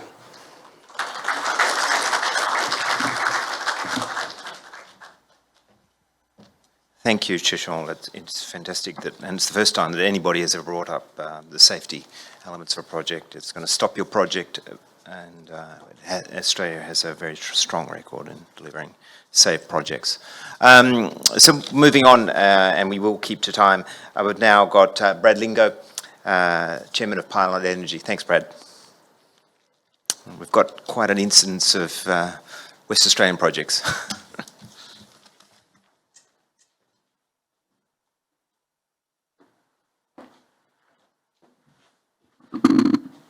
Well, thank you, everyone, and I'd really like to thank Austrade for giving us this opportunity to present Pilot Energy and our Midwest Clean Energy Project.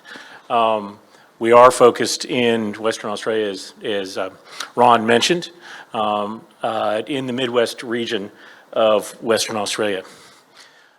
What I'd like to hopefully set the tone of a positive tone for this presentation is that my principal role here is to, one, inform you about the project and reinforce three key deliverables that our project will deliver. One, that it's going to deliver clean energy. Two, it's going to be low cost. And three, it's an achievable project. And at the end of the presentation, hopefully your recognition of Pilot and the recognition of the Midwest Clean Energy Project with clean energy customers here in Korea is that we're as popular as BTS to K-pop fans here in Korea. Thank you. We are a publicly listed company in Australia, so this is our compliance statements. One, our project is a clean ammonia for export project that's aiming to deliver 1.2 million tons of clean ammonia for export that satisfies not only the cleanliness standards for the EU, Japan, Korea, and the US, but substantially exceeds those cleanliness standards. We do that by focusing on the conversion of our existing operating footprint. Pilot is a historically oil and gas focused exploration and production company. We are one of only 12 licensed offshore petroleum production operators, which puts us in a unique class. We are the smallest operator in that class, but we do have a long operational track record in the Midwest where we've been operating these facilities since 2006. Our strategy is to convert our existing oil and gas operating assets from oil production to the production and export of clean energy.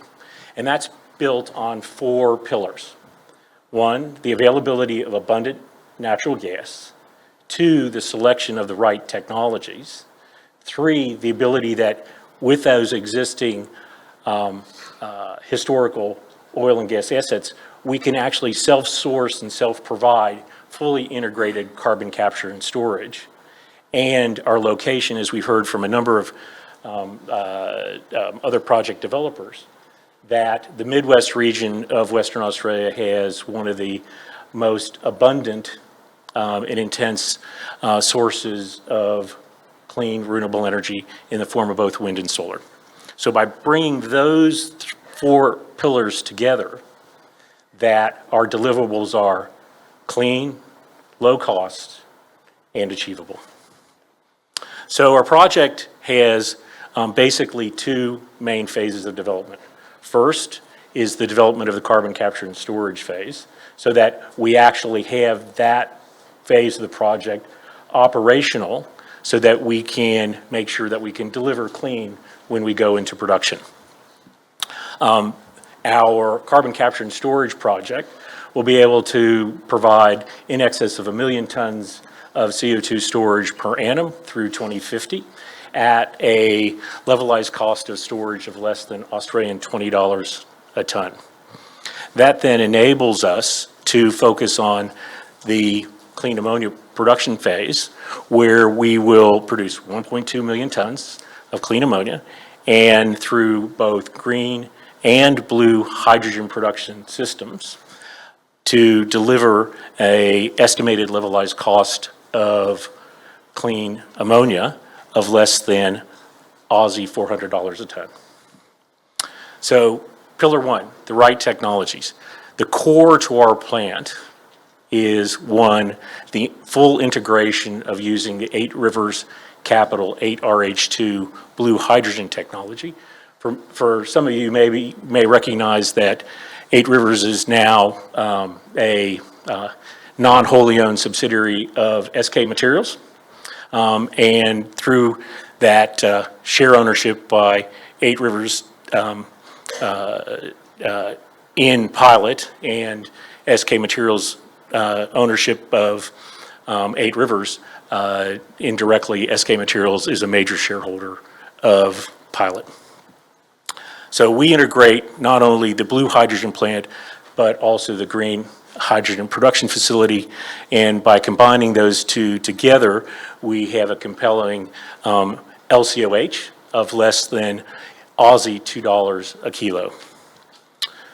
One, because we're in Western Australia, unlike the eastern states, we have a abundant source of natural gas, and quite an abundant source of natural gas in the time frame where we'll be going into production. Then in terms of CO2 storage, I think we're the only blue ammonia project in the world that actually has fully integrated behind the meter carbon capture and storage, because it is a conversion of our own existing asset to provide that carbon capture and storage operation.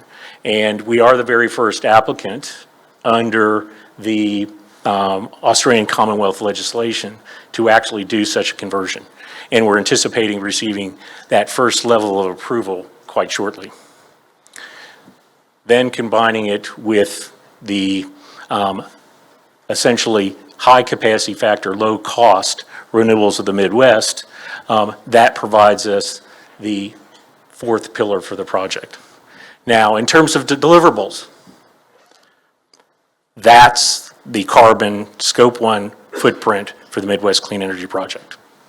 So if we take the lowest international standard, that's 3.38 kilos of CO2 per kilo of hydrogen produced.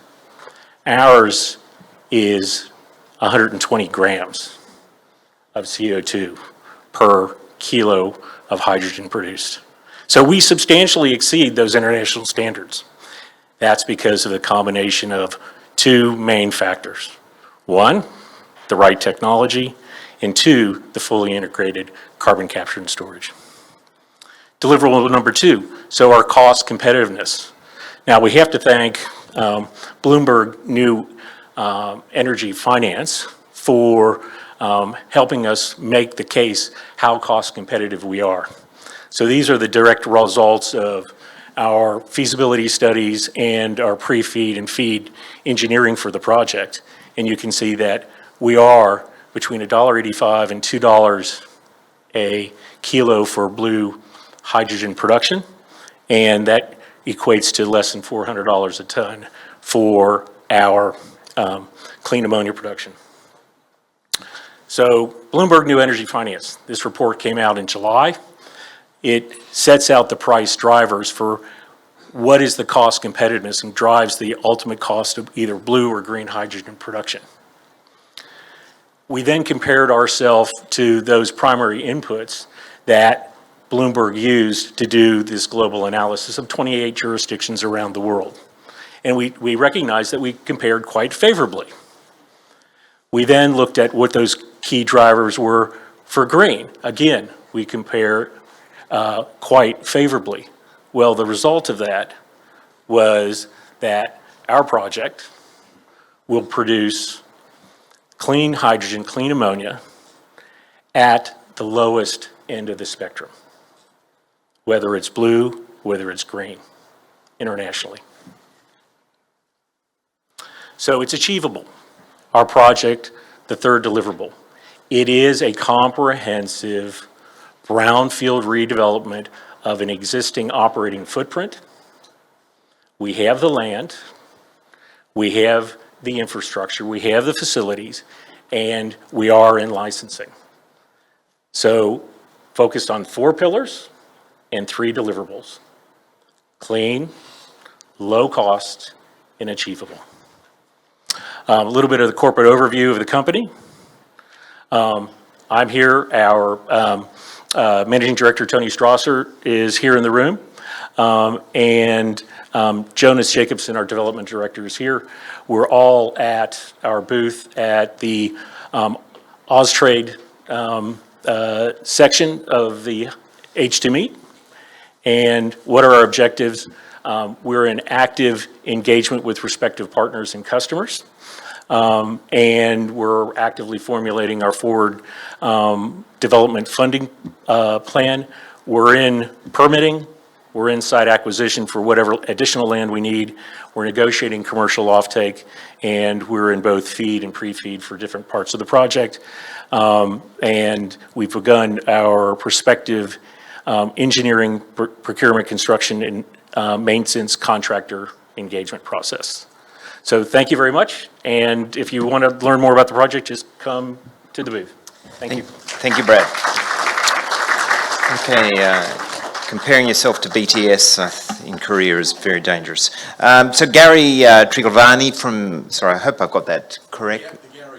Gary's fine, is it? Thank you. Chief Development Officer for Provaris Energy, Northern Territory Project. Thank you, Gary.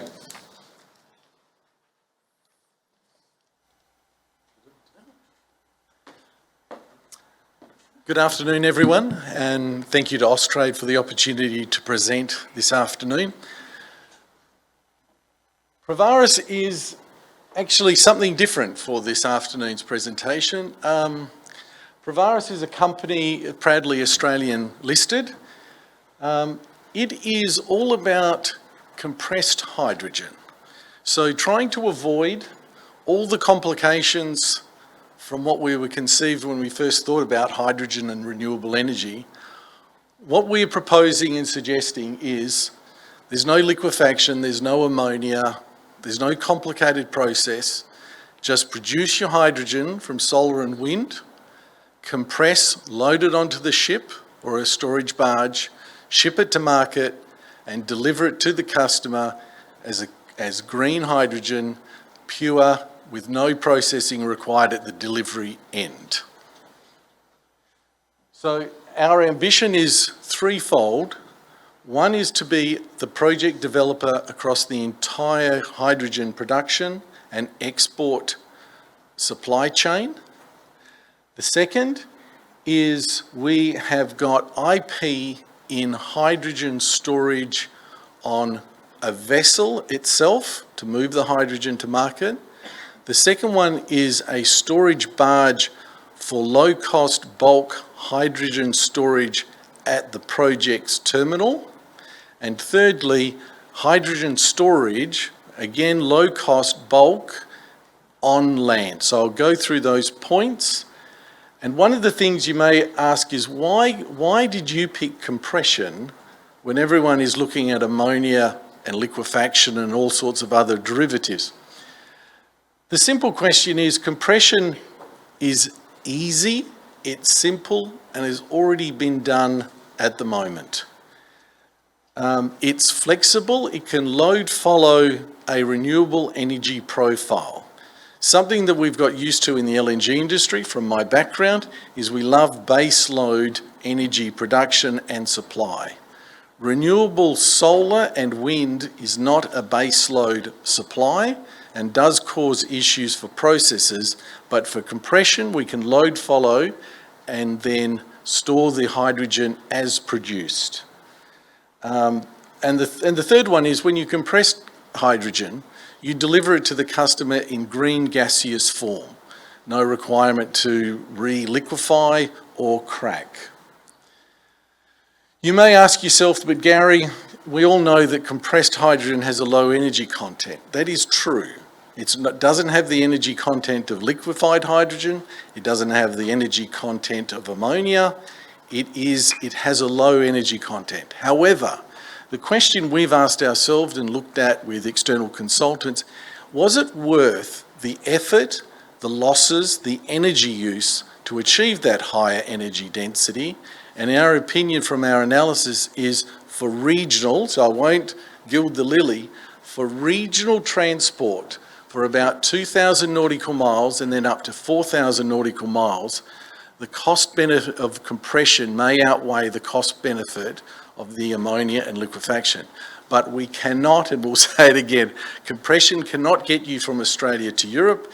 It cannot get you from the bottom of Australia to the top of Asia. It is for regional distances. So let me see if I can keep going. So our three pillars are a developer, hydrogen shipping, and hydrogen storage both as a barge and on land. So what is our value chain? It is simple. It's basically produce the energy, convert it to hydrogen through electrolysis, and then straight into the ship for your hydrogen storage. Once full, that ship gets delivered to market, connect to the pipeline or storage, open the valve, gaseous green hydrogen is delivered to the customer. And that is all that's involved in our value chain. I won't go through it at the moment, but it is on the presentation and happy to provide or discuss at our booth. Compression can load follow. It avoids batteries and hydrogen storage requirements pre-process. Also, compression is very energy efficient. It only requires, let's say, about 1.5 kilowatt hours per kilogram to load, compared to liquefaction and ammonia, which are more energy intensive in order to get that increased energy benefit. So what does our ship look like? Our ship is about 210 metres long. It has two very large hydrogen storage tanks. The pilot, or the smallest scale ship, is 430 tonnes of net capacity, and a larger ship to follow is a 2,000 tonne of hydrogen capacity delivery. But such a shipping fleet can actually deliver 100 to 200,000 tonnes of hydrogen to market. Again, I'll caveat all this on a regional distance. For the smaller ship, for 2,000 nautical miles, it can actually deliver up to 200,000 tonnes. On our larger ship, going to 4,000 nautical miles, it can get to 1 million tonnes. It can deliver large-scale volumes of hydrogen. The second path is, and this doesn't apply to just a compressed hydrogen project, but any hydrogen project anywhere in the world requires gaseous hydrogen storage pre-process, pre-ammonia, pre-liquefaction, pre-any process that involve. Our storage barge can hold between 300 and 600 tonnes of hydrogen at a cost at about $300 per kilogram, which is significantly below the current solutions for hydrogen storage. And all of the hydrogen storage stories that I've heard today are very large, and they require large volumes of hydrogen storage as well. So two of the areas that we're looking to do projects, one is on the Northern Territory, on the Tiwi Islands. Again, you may ask, why are we focusing on North Australia? And the key is A, government support, the Indigenous community support, but also you'll notice it's a shorter distance to Southeast Asia. That is key for compression. The other project we have is in Norway, which is actually probably the lowest hanging fruit I've seen for a compressed hydrogen project. The the renewable source is hydro. It is only located 650 nautical miles away from the market. It is extremely attractive for using compression to move gas from Norway down to the European markets. So what are we actually doing about it? Because there has been a lot of talk, but what actually is happening?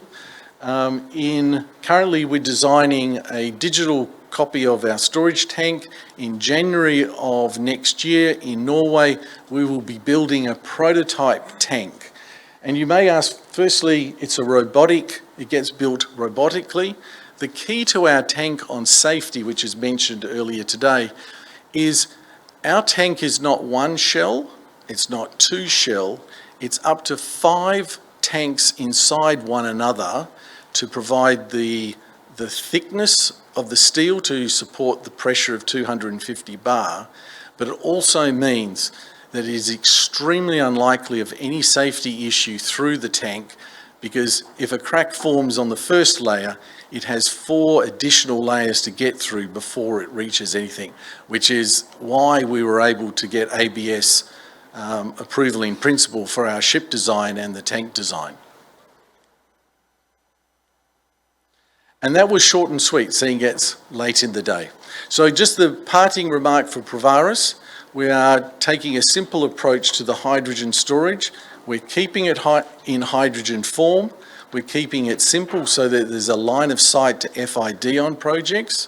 We're a project developer, but we also provide hydrogen storage on large scale for the barge and also for onshore between 1 and 50 tonnes. And if you've got any questions, I'd love to see you at our booth, at the Austrade booth under Provaris. So thank you very much. Thanks, Gary. Fantastic.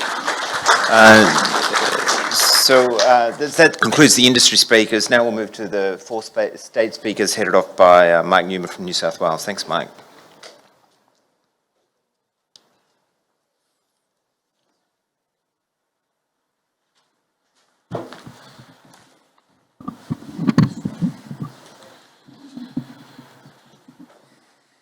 Sure, this is right. Oops. Okay, thank you. The clock has already started. So my name's Mike Newman. I'm the Senior Trade and Investment Commissioner for New South Wales Government, Investment New South Wales, which is the commercial arm of the New South Wales Government.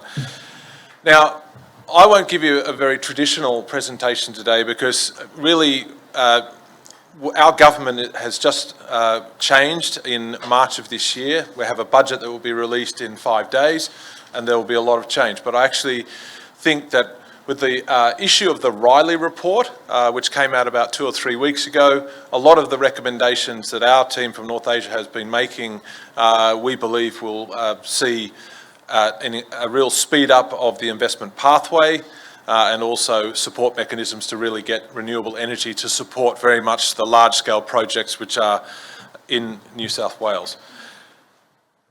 Now, I like to sort of look at the 2040, 50 world we're living in for North Asian demand. I cover both Japan and Korean markets. Effectively, what we're looking at in terms of the renewable energy required, by 2050, we're going to need basically 26% of the entire grid. But that equates to about a little under $4 trillion out to 2050. So that's about 4% of global GDP. So the numbers are enormous. Many of you in the audience will be very familiar with the Korean grid, but what we're seeing is out to 2030, 2040, 50, in order to hit the targets for hydrogen, you're going to need another 116 gigawatts and 865 gigawatts. These numbers are immense. But I also think it's very important. I've come from the financial sector of 25 years. Trishul actually took very much to your points about the way we need to think about markets in general. That we've got rising inflation.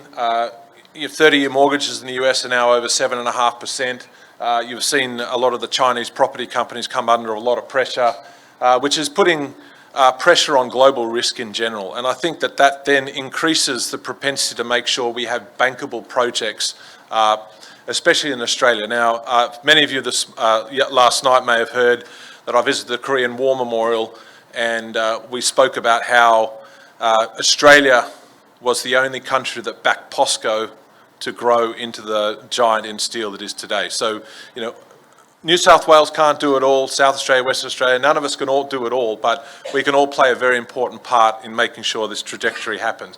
So we just keep in the back of our minds there are realities around risk, and that with that, if you take a very sensible approach to risk, you look at how you reduce what you can. So when we look at the supply scenarios for New South Wales, our current grid and what we're looking to do at the moment, we'll probably have to increase it by between 4 and 12 times. Now, these numbers, again, look very extreme just to look at them on their own, but what we're saying here is that this is the potential. And why in New South Wales? Korean supply chains. What we know is if we embrace investors such as yourselves, we look at the long term, that you have the supply chains that can help not only the Australian market domestically, but also help underwrite your energy security.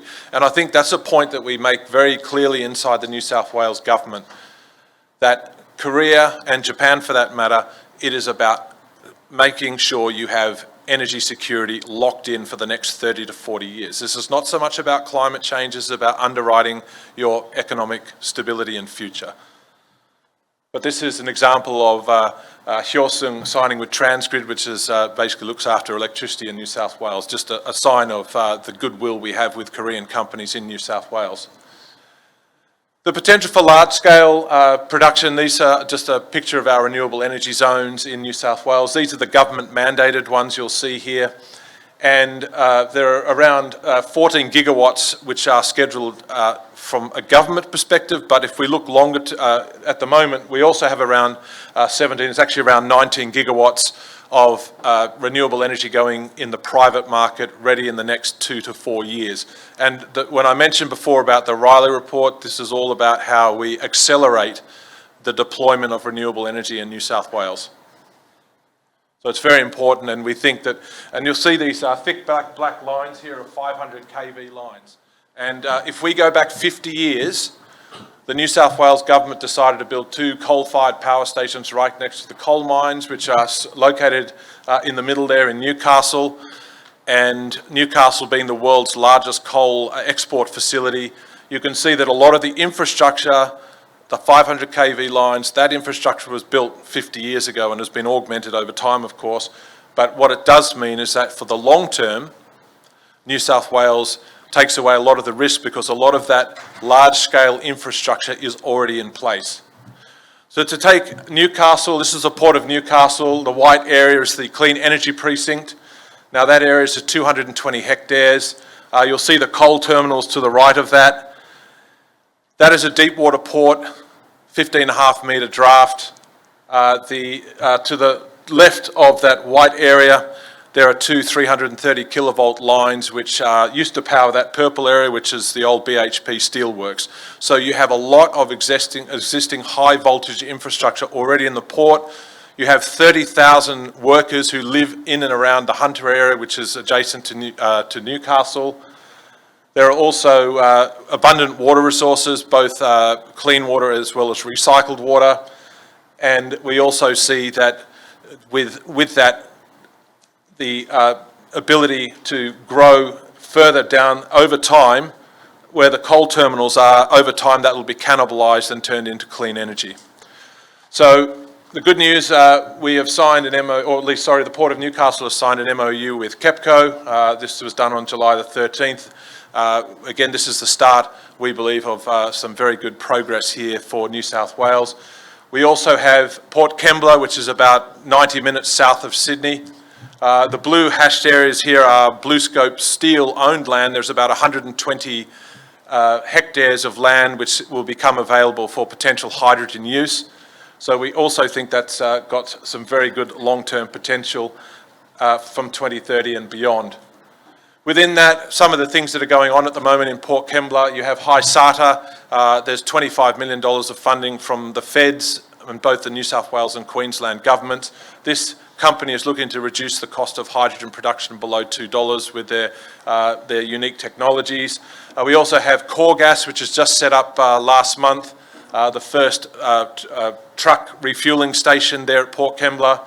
We also have Dovetail, which is an electric aviation company which is looking to smaller aircraft looking to develop clean energy, and they're also based in that area. And there's a 40-kilometre pipeline under consideration there within Port Kembla as well. Felicity, of course, you're FFI. You're in both Kembla and in the Newcastle Hunter area, so we're looking forward to things happening there as well. Now, I put this up here for you Koreans, you understand what this means, but this basically means we're getting up, we're trying to make sure with the new government that we help companies such as yourself. We're going to have a lot, I think, new technologies, and also we're going to get a lot more momentum behind our renewable energy. With the Riley report now released, the government is looking to really speed up the transition for New South Wales. And I think when we go back to the earlier charts around risk, New South Wales is the largest state in Australia. It has the largest economy, it has the largest population, and by virtue of that, we have the largest amount of existing brownfields infrastructure, which will ultimately lower the costs for doing large-scale hydrogen projects in Australia. So I'm within time, Ron. I said I would be. So thank you, everyone. And hopefully in 5 days when our budget is announced, there will be a lot more details around what is actually going to be coming here in New South Wales. So I thank you very much for your time. Thank you, Mike. Thank you, Mike. So next we have the Queensland Government's Deputy General, Director General, Chris Shaw, with a recorded presentation. If you could roll that, please.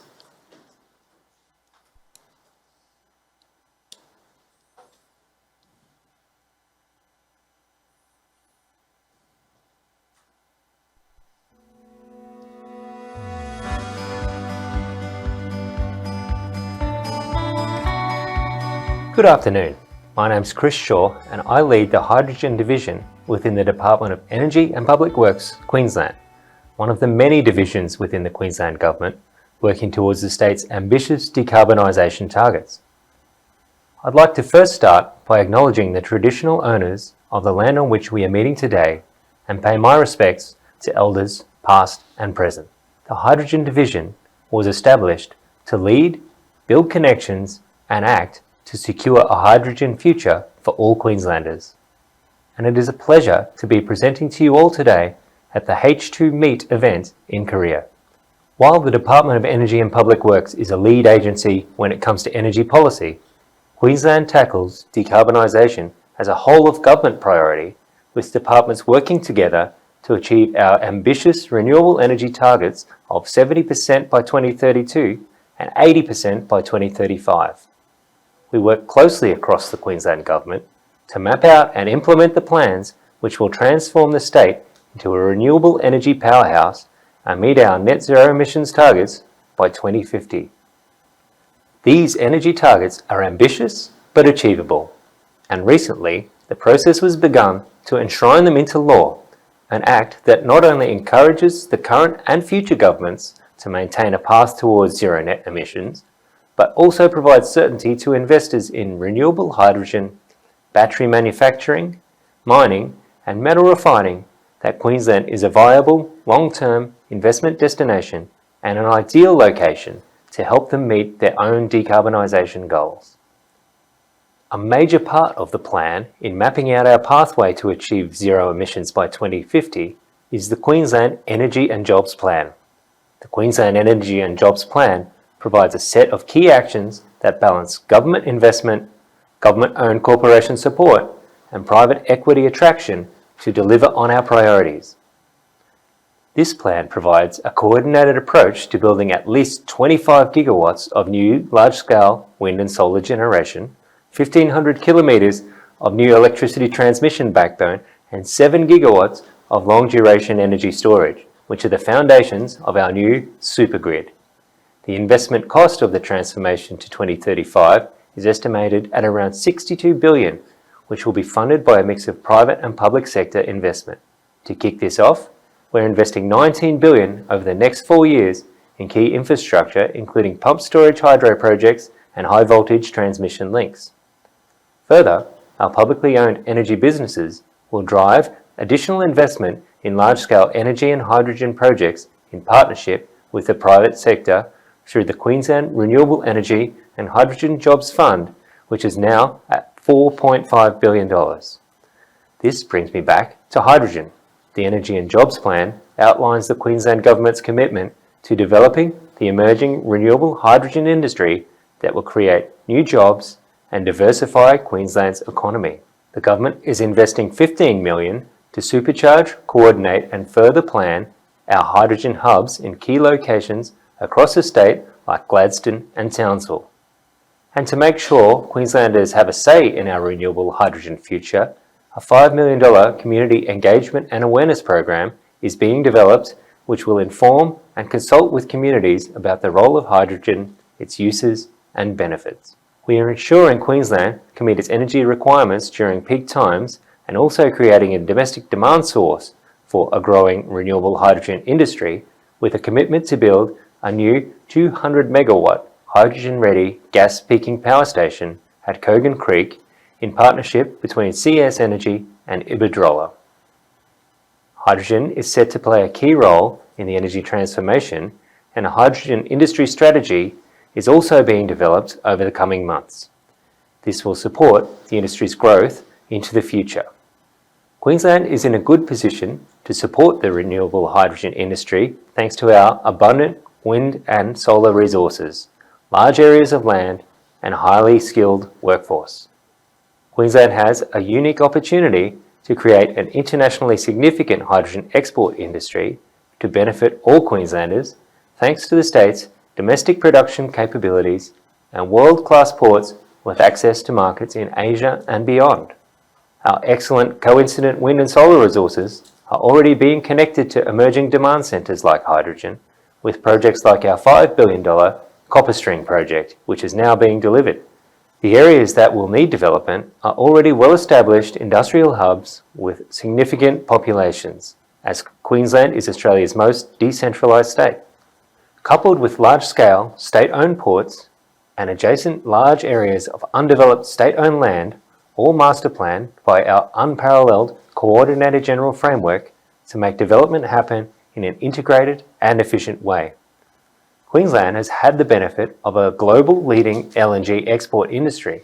This strong track record provides confidence to investors and international markets that Queensland has the capability to stand up an energy export industry, and we're doing just that. Hydrogen presents an opportunity to aid decarbonisation for Queensland. Across the state, we're advancing domestic applications for hydrogen, including chemical feedstock, like our Gibson Island Green Ammonia project, power generation, like the Kogan Creek hydrogen-enabled gas peaker, and industrial use, like the Rio Tinto and Sumitomo partnership at the Yarwun Alumina Refinery, and transport applications, with hydrogen refuelers up and running in Brisbane and being constructed in Townsville. We're finding that collaboration and partnerships are a critical ingredient for success. In addition to domestic applications, we are also in a position to assist our international trading partners to achieve their ambitious decarbonisation goals. Queensland is already establishing itself as a global hydrogen superpower, with over 50 green hydrogen and ammonia projects already in progress across the state today. Recent announcements demonstrate how Queensland is using hydrogen to assist our decarbonisation goals, like the Han Ho Hydrogen Hub, which will build a 1.8 million tonne per annum green ammonia facility and develop a green energy corridor between Queensland and Korea. As recently as July, the Premier was in Korea to witness the signing of a heads of agreement between the consortium partners and also announced the Queensland Government's support for the Abbott Point Activation Initiative of $8.5 million to carry out additional studies to ensure the hub develops effectively. The Central Queensland Hydrogen Project, led by Stanwell in partnership with Iwatani Corporation, Kansai Electric Power Company, Marubeni and Keppel Infrastructure, has recently progressed to front-end engineering and design with a view to final investment decision in late 2024. The CQH2 project will initially produce 200 tonnes per day of renewable hydrogen from 640 megawatts of electrolyzers, which could be increased to 2,240 megawatts of electrolyzers, producing 800 tonnes per day of renewable hydrogen by 2031 if it moves to full-scale operations, and export to Japan and Singapore, as well as supplying large industrial customers in central Queensland. Rio Tinto and Sumitomo Corporation are also partnering to build a hydrogen plant at Rio Tinto's Yarwun alumina refinery in Gladstone to lower carbon emissions from the alumina refining process. The Yarwun Hydrogen Calcination Pilot Program will consist of construction of a 2.5 megawatt electrolyser to supply hydrogen to the Yarwun refinery and retrofit one of the 4 calciners so it can operate with a hydrogen burner. The trial is expected to produce the equivalent of about 6,000 tonnes of alumina per year while reducing Yarwun's carbon dioxide emission by around 3,000 tonnes per year and demonstrating the viability of using hydrogen in the calcination process where hydrated alumina is heated to high temperatures. A sustainable renewable hydrogen industry in Queensland will be developed through an effective and efficient regulatory framework. We have already introduced legislation to establish a clear licensing framework for hydrogen pipelines, and later this year we will be releasing a discussion paper on much broader reforms. Our focus continues to be on getting all the policy and program settings right. I really thank you for the opportunity to present today, and I encourage you to interact with the amazing Queensland representatives from Trade and Investment Queensland to learn more about our hydrogen industry. I really hope to see you all soon in sunny and windy Queensland. Thank you. Thank you. So we've got the final presentation from Ida Massey, Director of Minerals and Energy Investment Department in South Australia. Ida, there you are. Okay, thanks very much. You might introduce your speakers, I think. Yes, that's correct.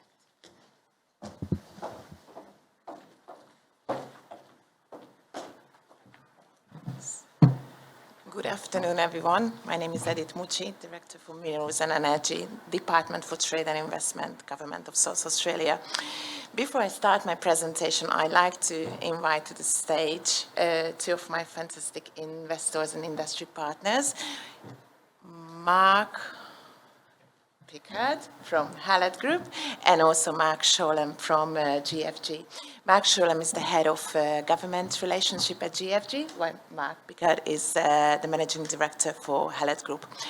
I'm conscious of the time, so I might just run through quickly on the presentation, but I can promise that we will be sharing the content, so you will have all the details, what's happening in South Australia. I'm not sure how we... Thank you. Can you show me how it works? Yes.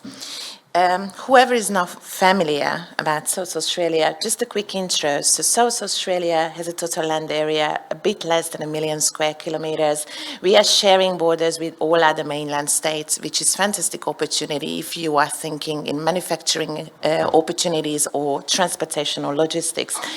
Not very high density by population, only 1.8 million people in South Australia, and we are 9.5 hour difference from the standard time. Adelaide and South Australia is one of the world's most livable cities. We have excellent research centres and capabilities, and South Australia also committed to net zero emission by 2050. South Australia is known by a lot of things other than the good wines and nice cheese, but more importantly for the project and the world-class renewables. You can see on the map, it's also at the Team Australia booth, the ongoing project, what we have in South Australia. One of the most important is the hydrogen job power plant and the hydrogen jobs plan. This is the South Australian government initiative. This is a 250 megawatt electrolyser and a 200 megawatt power plant. This is an election commitment from the Labor government, came to enforce last March. This government is continuing the development of the Port Bonython Hydrogen Hub. This is a very good message from South Australia that energy, minerals and hydrogen related initiatives are bilaterally supported from all government parties. We also have Cape Harry Industrial Hub, which showcases the opportunity of renewables, hydrogen and mineral resources. The Upper Spencer Gulf Hydrogen Hub, which represents more than 20 billion value renewable energy pipeline project. South Australia is known by investment in hydrogen project, not just the Port Bonython Hydrogen Hub and the Cape Hardy Hydrogen Park, but also for projects which are aiming to decarbonize industries. I'm not going into details because I will give this chance to Mark a bit later on. South Australia very rich in magnetite and the steelworks at Waihala. We are rich in critical minerals. And most importantly, today's news, so you are the very first audience to listen and hear this. The South Australian Parliament met with the new Hydrogen and Renewable Energy Act. It means that the Department for Energy and Mining, who developed the Act, introduced today to the Parliament. The Act will be in force potentially or hopefully by end of this year. And obviously the government offers the coordinated supply chain development opportunities. Just a snapshot, South Australia is on track for 100% renewables by 2030. Currently, we are over 70% renewable penetration, and as you see on the map, the coal has finished in 2017 when the last coal mine has been closed and the coal-fired station. The gas component of our current energy portfolio is more for firming purposes. Mainly we are relying on wind and solar. We have over 40% of homes with solar, rooftop solar. Project, just how we managed and how we reached the 70% penetration. We have 24 industrial and grid-scale wind farms, 5 big solar farms, 6 grid-scale batteries, and South Australia homes the currently largest electrolyzer in Australia. We have more than 56 renewable energy projects in the pipeline. These are wind and solar projects. We will be talking about a bit later with the hydrogen project, which represents approximately 20 billion value-worth investment opportunities. South Australia is proved to be ideally positioned to produce clean hydrogen because of the natural resources, the solar and wind. We have land, we have favorable regulatory environment. The South Australian government started its way for developing the hydrogen economy and feasibility studies and understanding what we can achieve very early in 2017. I think South Australia was one of the first states or territories, jurisdiction, who started to consider what hydrogen can bring into our economy. The Hydrogen Jobs Plan I mentioned just earlier, this is the government-led and government initiative in a value of close to 600 million Australian dollar with the 200 megawatt electrolyzer, 200 megawatt power plant and the storage facility. Everyone is asking us when it will be announced because it's under, the tender has been closed in late March and it's under evaluation. What I can tell you and share you, the announcement is imminent, so keep your eyes open because we are expecting to be announced in the next couple of weeks. I will skip this because it's just about the why the jobs plan is important. Just in a nutshell, the South Australian government invested in the big battery back in 2017. The world was a bit skeptic why we are doing the big battery, what we are aiming from the big battery. And now we have 6 grid-scale batteries. This is exactly the same approach. We are developing a tangible feasibility study to showcase the world that it's possible, feasible, and economically favorable to develop a project, a hydrogen project in South Australia. You see the very small electrolyzer at the bottom, 1.25 megawatt. This is currently the largest electrolyzer in South Australia. The 20 megawatt electrolyzer is from Spain, Iberdrola's electrolyzer. The 250 megawatt electrolyzer is the electrolyzer size what the government is developing at Waihala.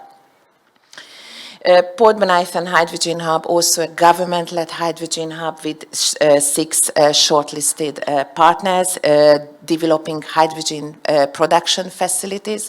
The government of South Australia is very technology and commodity agnostic, which means that we are accommodating ammonia project and also MCH project.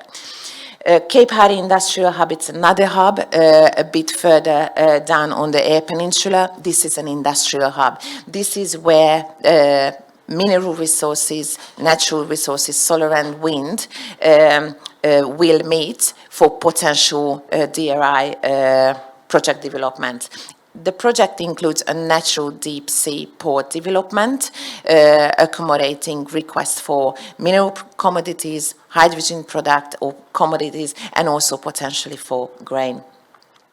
The Upper Spencer Gulf is primed to become the clean energy powerhouse. Upper Spencer Gulf is Whyalla, Port Pirie, and Port Augusta area. Anyway, so we have a video for GFG in the presentation somewhere, but not wasting any more time. I will give a word first to Mark Pickard, Hallett Group, Green Cement Opportunities, working with Korean stakeholders, and hopefully we will find the video. Ladies and gentlemen, I won't bore you for too long. 70 years ago, progressive state Premier Thomas Playford had the vision of building a power station, coal-fired power station in Port Augusta. Here we are today with a progressive and visionary government looking to power our state beyond with hydrogen. Hallett Group is a privately owned quarry, concrete and cement importation operation in South Australia. And the legacy fly ash dam that was left behind from that power station operation, we hope to beneficiate 20 million plus tonnes of that fly ash, as well as slag from the polymetallic NiStar facility in Port Pirie to be able to produce green SCM, supplementary cementitious materials. To be able to beneficiate that fly ash, we need clean energy.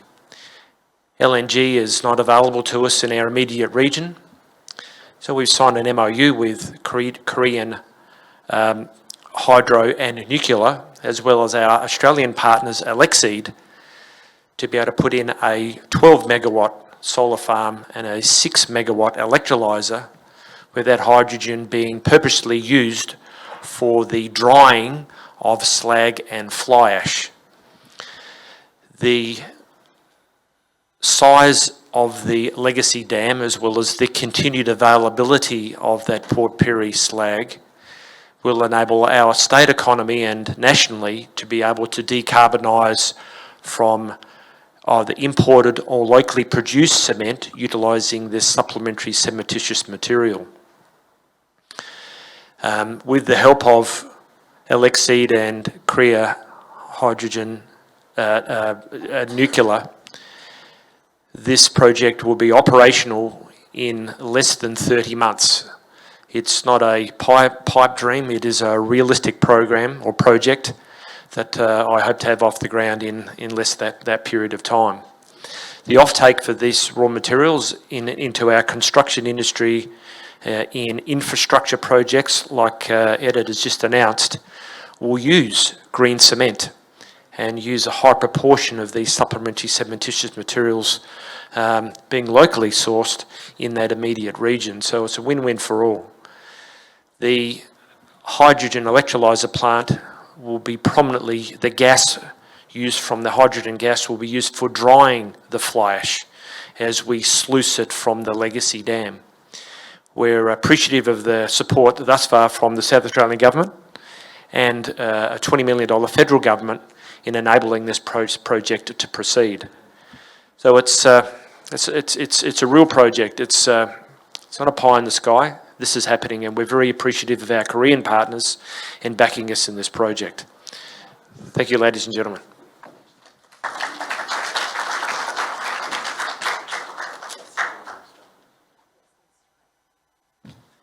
Let's try to find the video.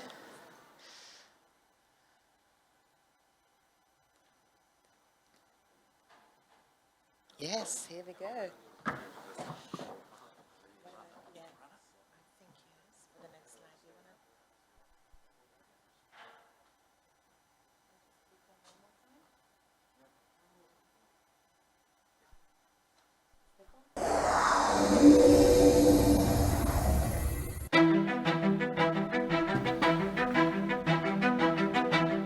So the global steel industry is now facing what we call the trilemma. First, we know that steel is one of the most polluting industries of all. It accounts for almost 10% of global emissions coming from fossil fuels. Second, we know demand for steel continues to rise. It is estimated that over the next 30 to 40 years, the global consumption of steel will actually double. And at the same time, we know that the world is not willing to tolerate steel being the most polluting industry anymore.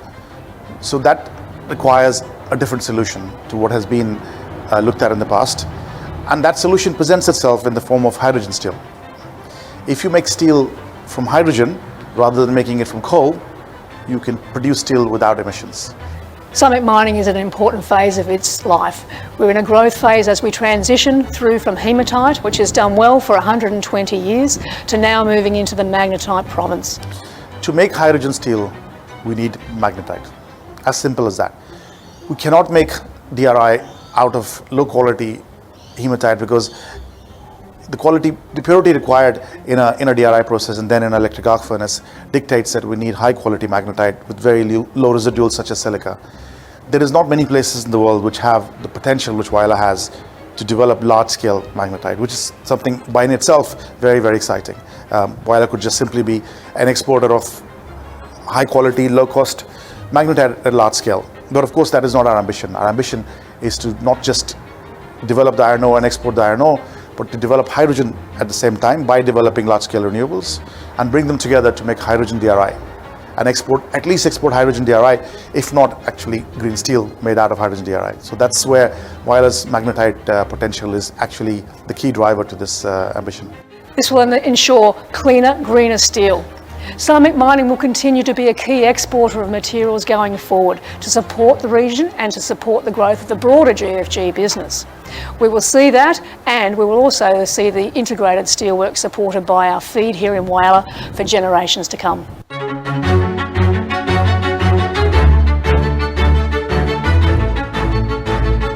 We've been mining in this pit for about 30 years. And historically that was all about hematite being a DSO ore. As we move forward and we move into magnetite being the primary ore, this is the sort of core rock that we see with magnetite. Magnetite in its raw form like this isn't of a DSO or direct shipping quality. We actually have to process this ore. And what that looks like when we are actually processing the ore, we put it through, grind it to a fine concentrate, and just by its nature, magnetite is purely that. It's magnetic in nature, so we use magnetite as the technology to actually extract the primary ore out of the rock and create what is here is about a 70% purity of product that is therefore can be a direct reduction quality. So stage one sees us, and we're currently constructing as we speak, an enrichment plant. We call it a dry low intensity mag separation, or DLIMS, but it's a simple process at the front of the circuit that looks to get waste rejection early, and then we also introduce flotation on the back of our current concentrator, and that's the technology that will give us the high quality premium product, or the DR grade of product is the stage one. Stage two for the project is about, we've recently identified a fairly substantial resource extension to the current magnetite pit that'll support the introduction of a new scale of concentrator. So that second stage sees us moving from about 2.5 million tonne is our aspiration for stage one, or our plan, and then stage two sees us putting another 5 million tonne facility in parallel with this process.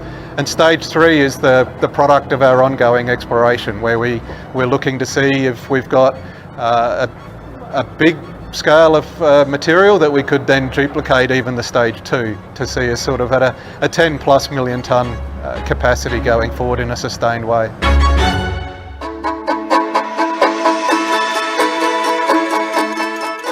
Whyalla is absolutely key for our CN30 ambitions, because what we need for our global steel industry is a resource which can supply magnetite, hydrogen, and bundle together hydrogen DRI, and potential for Whyalla in that respect is limitless. So it becomes more and more important. Energy is very expensive in certain parts of the world, so potential for renewable energy is limited in certain parts of the world, but demand for steel there continues to grow. So the opportunity really is for Whyalla to become a key supplier a very large-scale supplier of hydrogen DRI or green steel. It's a hugely exciting opportunity, and you can only see that attraction to Whyalla just building and growing as we see the success of this project and the ongoing development of the green steel. Many people don't actually know, but the iron ore industry in Australia was actually born here in the Middleback Ranges. This is the first iron ore which BHP started to mine over 100 years ago. And we've been mining this hematite for over 100 years. Again, ironically, so exciting about this is that Whyalla started the journey for iron ore in Australia. And now, when it comes to magnetite, once again, Whyalla is at the forefront of ushering in a new era for magnetite iron ore and will play a dominant role in this future in our industry.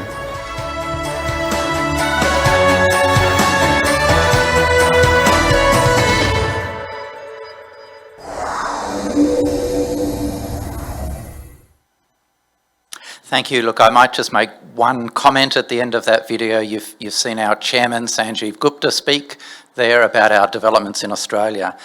GFG, Liberty Steel in Australia is some 10,000 employees across the country. You've just seen the Whyalla mining operation and steelworks, and indeed we have, in addition to that, another 170 distribution sites around Australia distributing steel and materials. It's a global business, GFG, with some 30,000 employees around the world, manufacturing steel and associated materials. There are only 2 steel makers in Australia, and we are one of them, and you've seen our major operation at Whyalla. We're the only steelmaker who has an integrated business with magnetite iron ore and some 4 to 6 billion tonne of reserves of high quality magnetite ore. And as you've seen, we will decarbonise by 2030. Today you've seen the video of mining at Whyalla and the steelworks, transformation plans and concepts which are already underway.